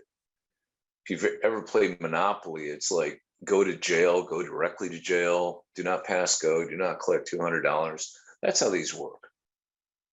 So as soon as a loop hits continue or a break, it's done with that cycle. If you hit break, it's done forever. It just drops out of the entire loop. And continue just goes back to the top.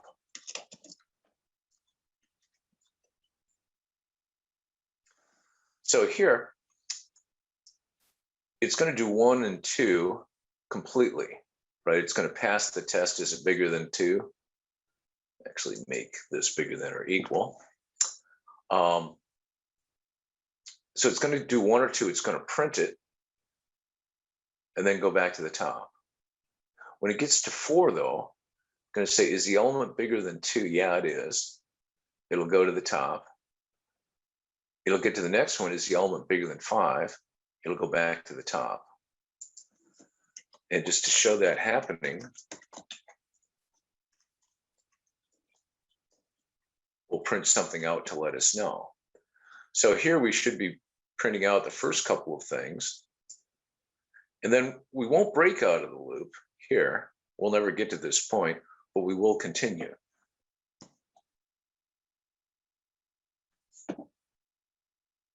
Okay. So you can combine the flow control within an iterating loop with control and break. All right, now you notice we didn't have to keep track of the index. I mean, we chose to create an index up here. That's just so we could play with it, but we don't need one.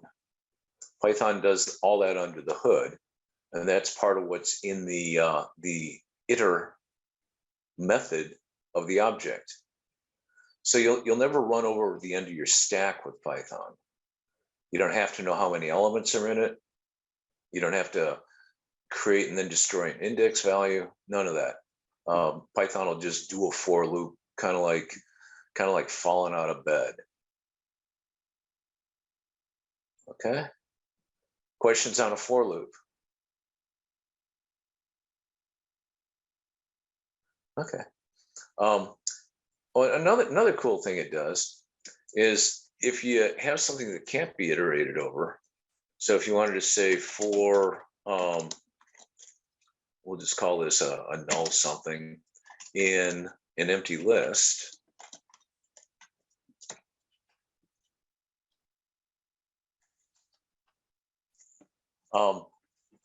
This will try to loop, but it'll never get here because this is empty, and it'll immediately give up.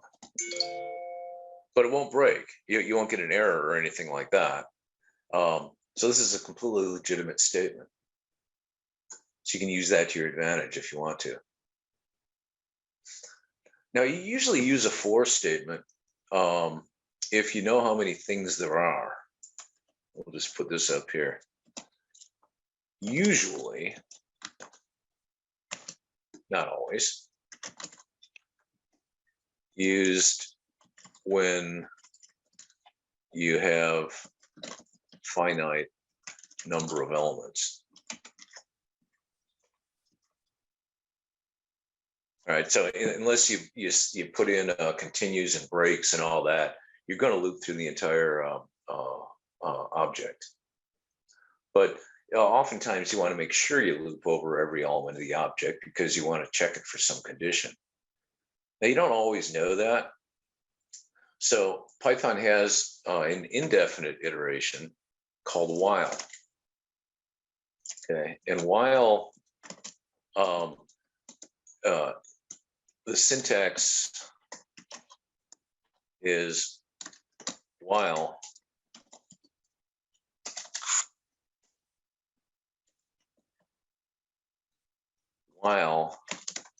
some condition is true,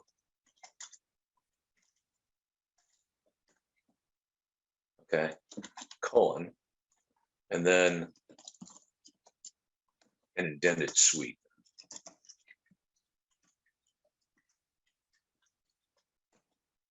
All right, so basically the way this is going to work is it's going to evaluate the top condition, whatever that condition is. If it's true, it's going to do everything in this block. And when it's done, it's going to come up to the top and it's going to see if that condition is still true. If it is, it'll do everything in the block. That's kind of its default behavior. So if you're making a while statement, you want to make sure that the condition you put up here can be made false. So if you want to say if A is not equal to stop, then do some stuff like print A. Now, before that'll work, you need to tell Python what A is.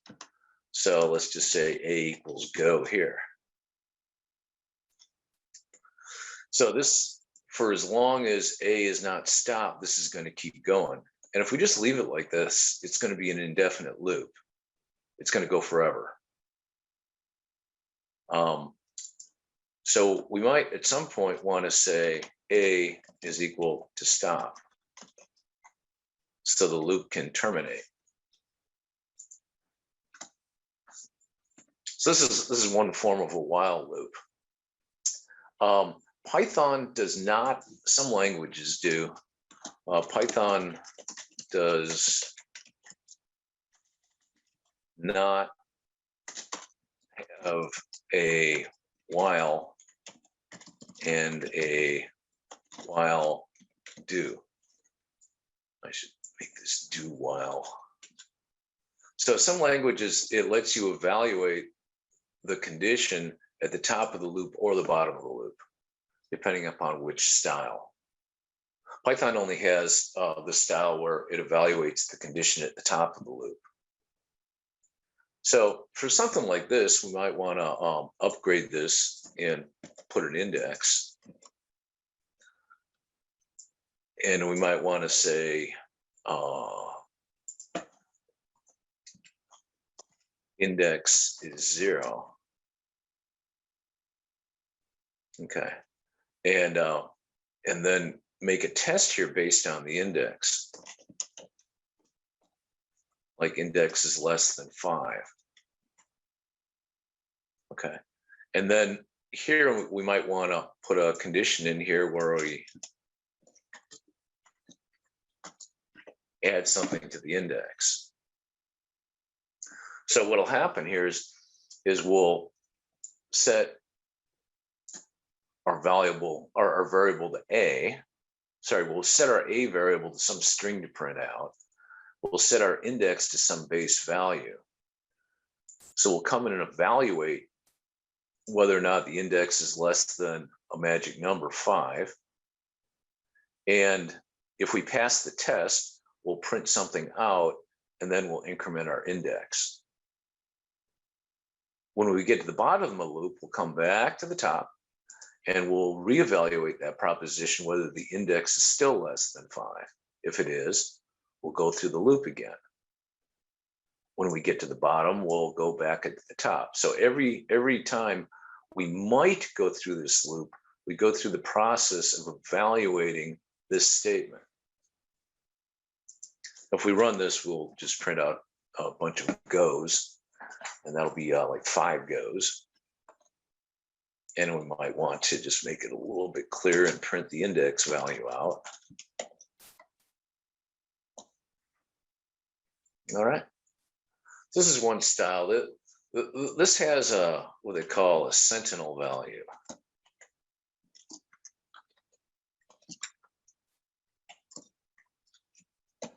Okay, we want to make sure we manage it.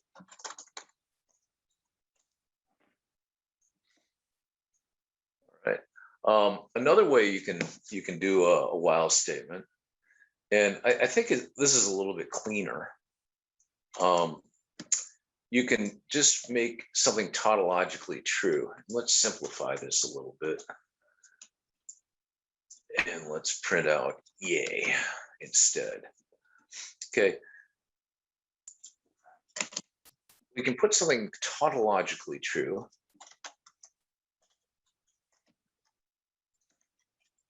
In other words, always true. Up here. So you'll often see while 1. Or you could say something like while true.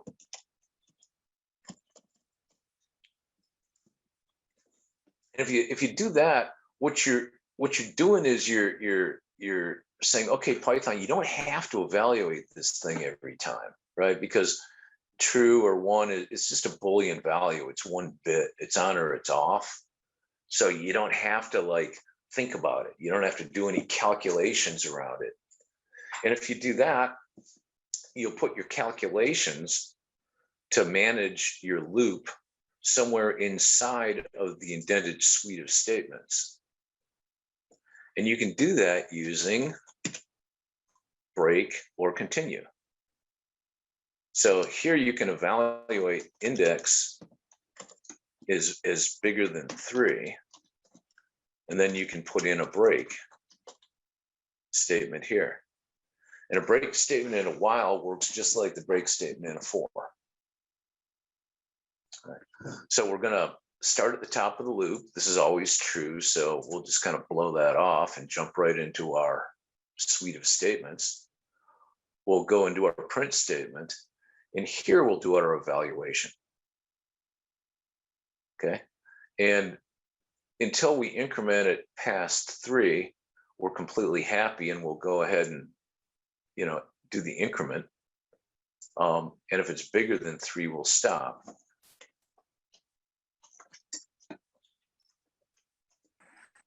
And we can just do that to show how it works. So at 0, 1, 2, and 3, we should print, right? Because the index is not bigger than 3 if it's 3. So we should print 4 index values and then stop. And there we go. If we want to use continue, we could say here something like if index is the same as 2, continue. All right. So we might say here, not printing 2.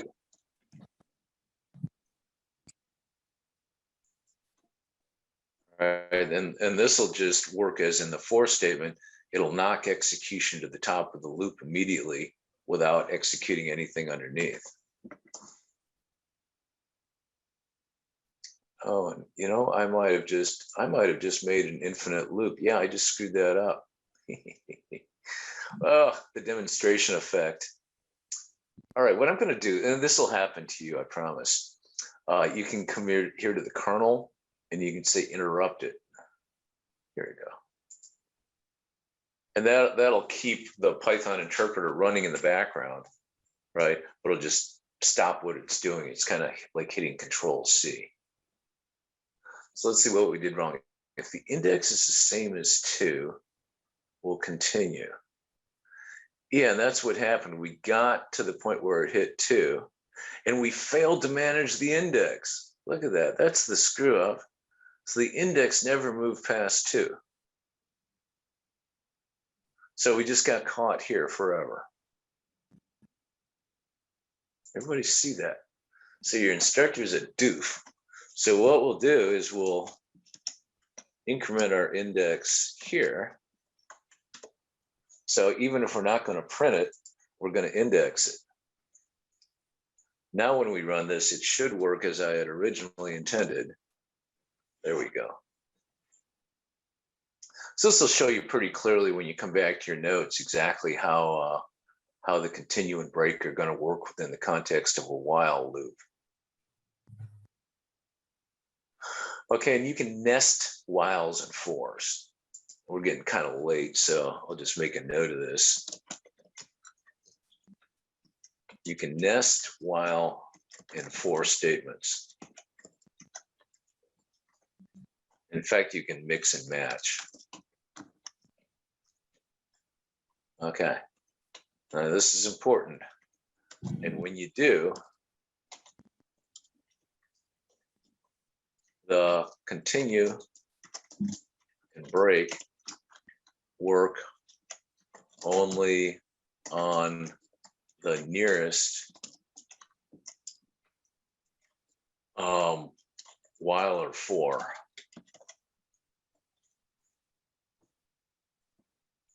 Okay, so play with it when you get home, and just be aware that if you have a nested looping structure and you put in a break, okay, you're going to have to look and find out what it affects. So in this case, this break affects this while. Okay, and yeah, geez, yeah, let's just do it. Oh, let's not. So anyway, this break is going to affect this while. The continue is going to affect this while. And I changed my mind. What I'm going to say is for val in, and we'll just make a 2-element tuple. We can iterate over a tuple, right? And down here, we're going to, let's make it 3. And down here, we're going to evaluate if val is equal to 2, break. Right. So this break statement is going to affect the for, right? Because that's the nearest iterating command within its structure, while this continue and this break are going to work on the while. So this should go through a couple of times. Okay. And you'll see that it stopped this inner loop twice, right? For each time it went through the outer for loop. So anyway, the point with that is you can nest them, you can mix and match them, and the continue and break are only going to work on the proximate control variables. Does anybody have questions on that? Can I ask a question, please? Yeah, absolutely. Actually, it's not related to the current example, but it is related to the while loop. So on the Okay. group, I have on the class chat group, I've sent an image. That was one of the question in the pre-class exercise. Well, let me have a look at that. Class chat, okay.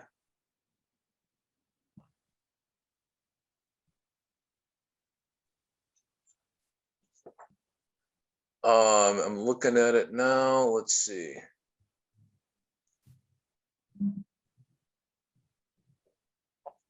Okay, so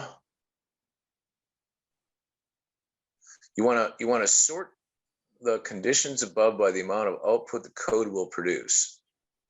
So firstly, I didn't understand the question because I see there's just one gap after the while, right? The dots are basically the gaps. So how can like 3 option fit in the while?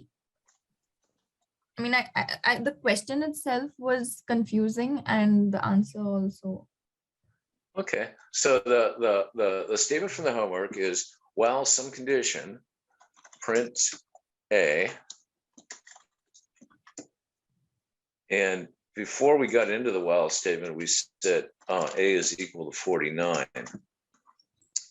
And then we're going to increment A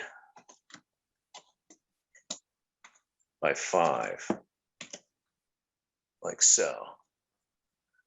Okay, and the choices of condition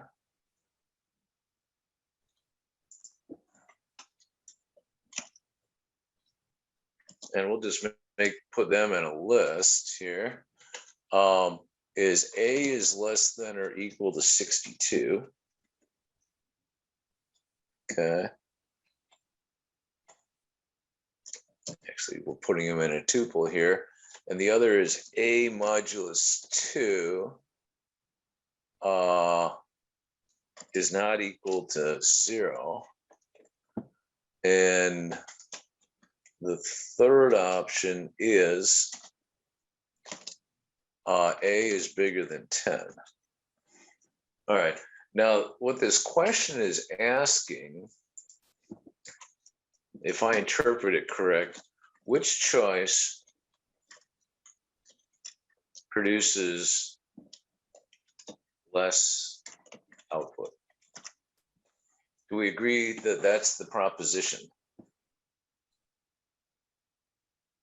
It is basically telling to select in the sequence. So if you see, the answer is 3, 1, 2. So it is saying first you have to, the sequence is A greater than 10, then it is A less than equals to 62, and then it is A modulus 2 not equals to 0. Yeah, okay, so which produces the most output? So we can just try that out. So let's make a new box down here, and we'll copy most of this, and we'll get rid of this, and we can just do it empirically. Actually, let's think about this a little first. Okay, so A is less than 62. Okay, so we're going to add 5 to A every time coming through. So we're going to go at 49, and then it's going to go twice to get to 59. So this is going to probably it's going to go through 3 times. Okay. Now this one, A modulus 2, this is a check for evenness and oddness. You might recall that the modulo operator gives you the remainder. Okay, so you're asking for, when you divide by 2, is the remainder 0? In other words, is it an even number?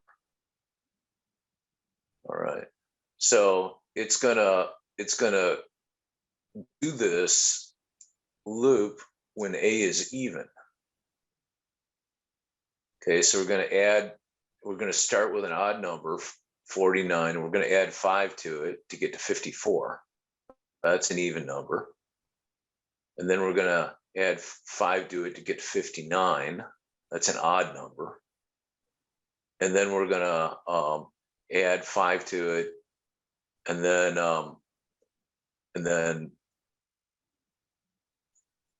it's going to be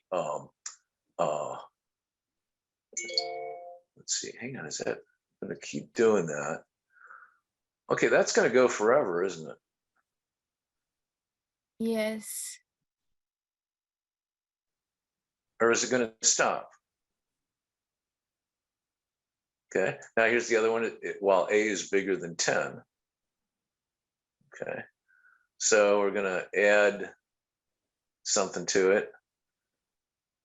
Right, so is A bigger than 10? Yeah, it starts out bigger than 10, and we keep adding something to it, right? And as we keep adding initially it's, oh yeah, it's greater than 10, right? Yeah, so this is going to run away. It's going So to it's always going to be greater than 10, right? Because we are just adding to it. Yeah. Well, let's just try it out. To keep it from running away, we're going to see if A is bigger than 100, we'll break out of the loop. You always want to have an escape. All right. So let's just try this. While A is less than or equal to 62. So I would expect this to loop through about 3 times. Let's give it a shot. Yeah. Okay. So let's try this again.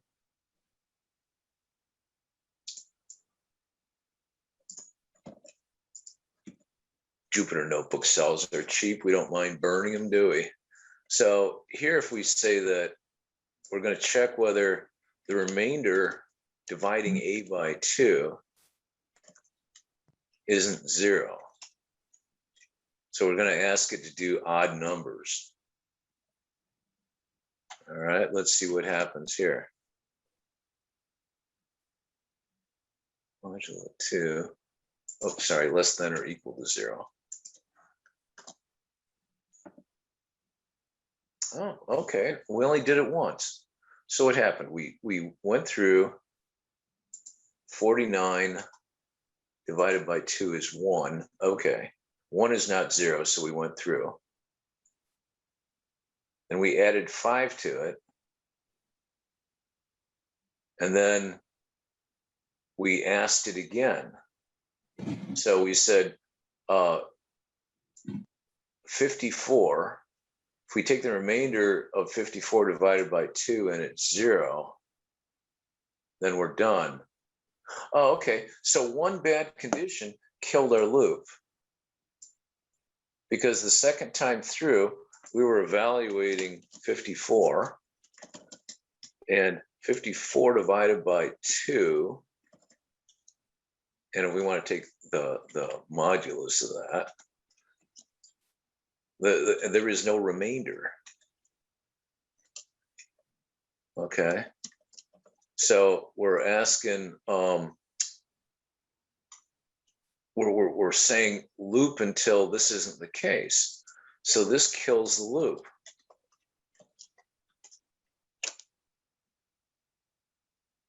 So we only get one value out of it. So now if we do the last one, and we say, well, A is bigger than 10,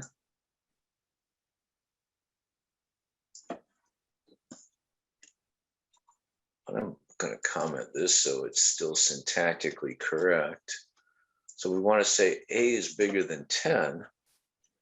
I think this is going to produce a class A problem.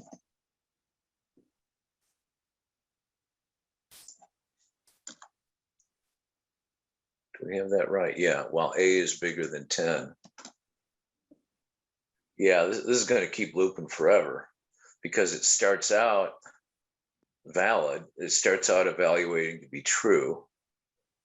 We don't really check on it until this thing that I put in. We don't really check on it. And we keep making it more true and more true and more true and more true and more true. So that'll go forever until you interrupt the kernel or otherwise shut down your code. Does that answer your question? Yes, I got that. Thank you so much. Sure. Anybody else?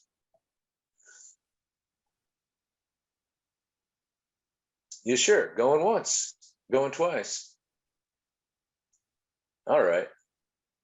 Well, I got to say, guys, I understand this is the last Python class. First off, I want to apologize again for not making this morning's session. I feel very badly about that. But I think we covered all the material promised here. I want to thank you for being a great class. Thank you for all your questions. You have totally honored me by showing up, and in turn, I hope this stuff proves to be really useful to you wherever your path takes you. I think you'll find Python to be like a Swiss Army knife, a very, very valuable tool in your back pocket. And whether you do a career in Python development, there's plenty of career options out there, or you just use Python as one of many tools. I hope it serves you well, and I hope you find that your time here has been well spent. So thank you so much. And I wish you a beautiful rest of the day and a great weekend and a fabulously successful IT career. So thanks. Thank you. Thank you. Thank you so much. It was very nice. Okay, thanks for everything, Pat. Thank you, Pat. And let me remind to all our students, our friends, that we prepare a survey to improve ourselves. Please check in class chat and fill out survey. Thank you. Oh yeah, and I will save this this file here, and I'll paste it into the class chat right now, so you can have it for a doggy bag. All right, see you guys.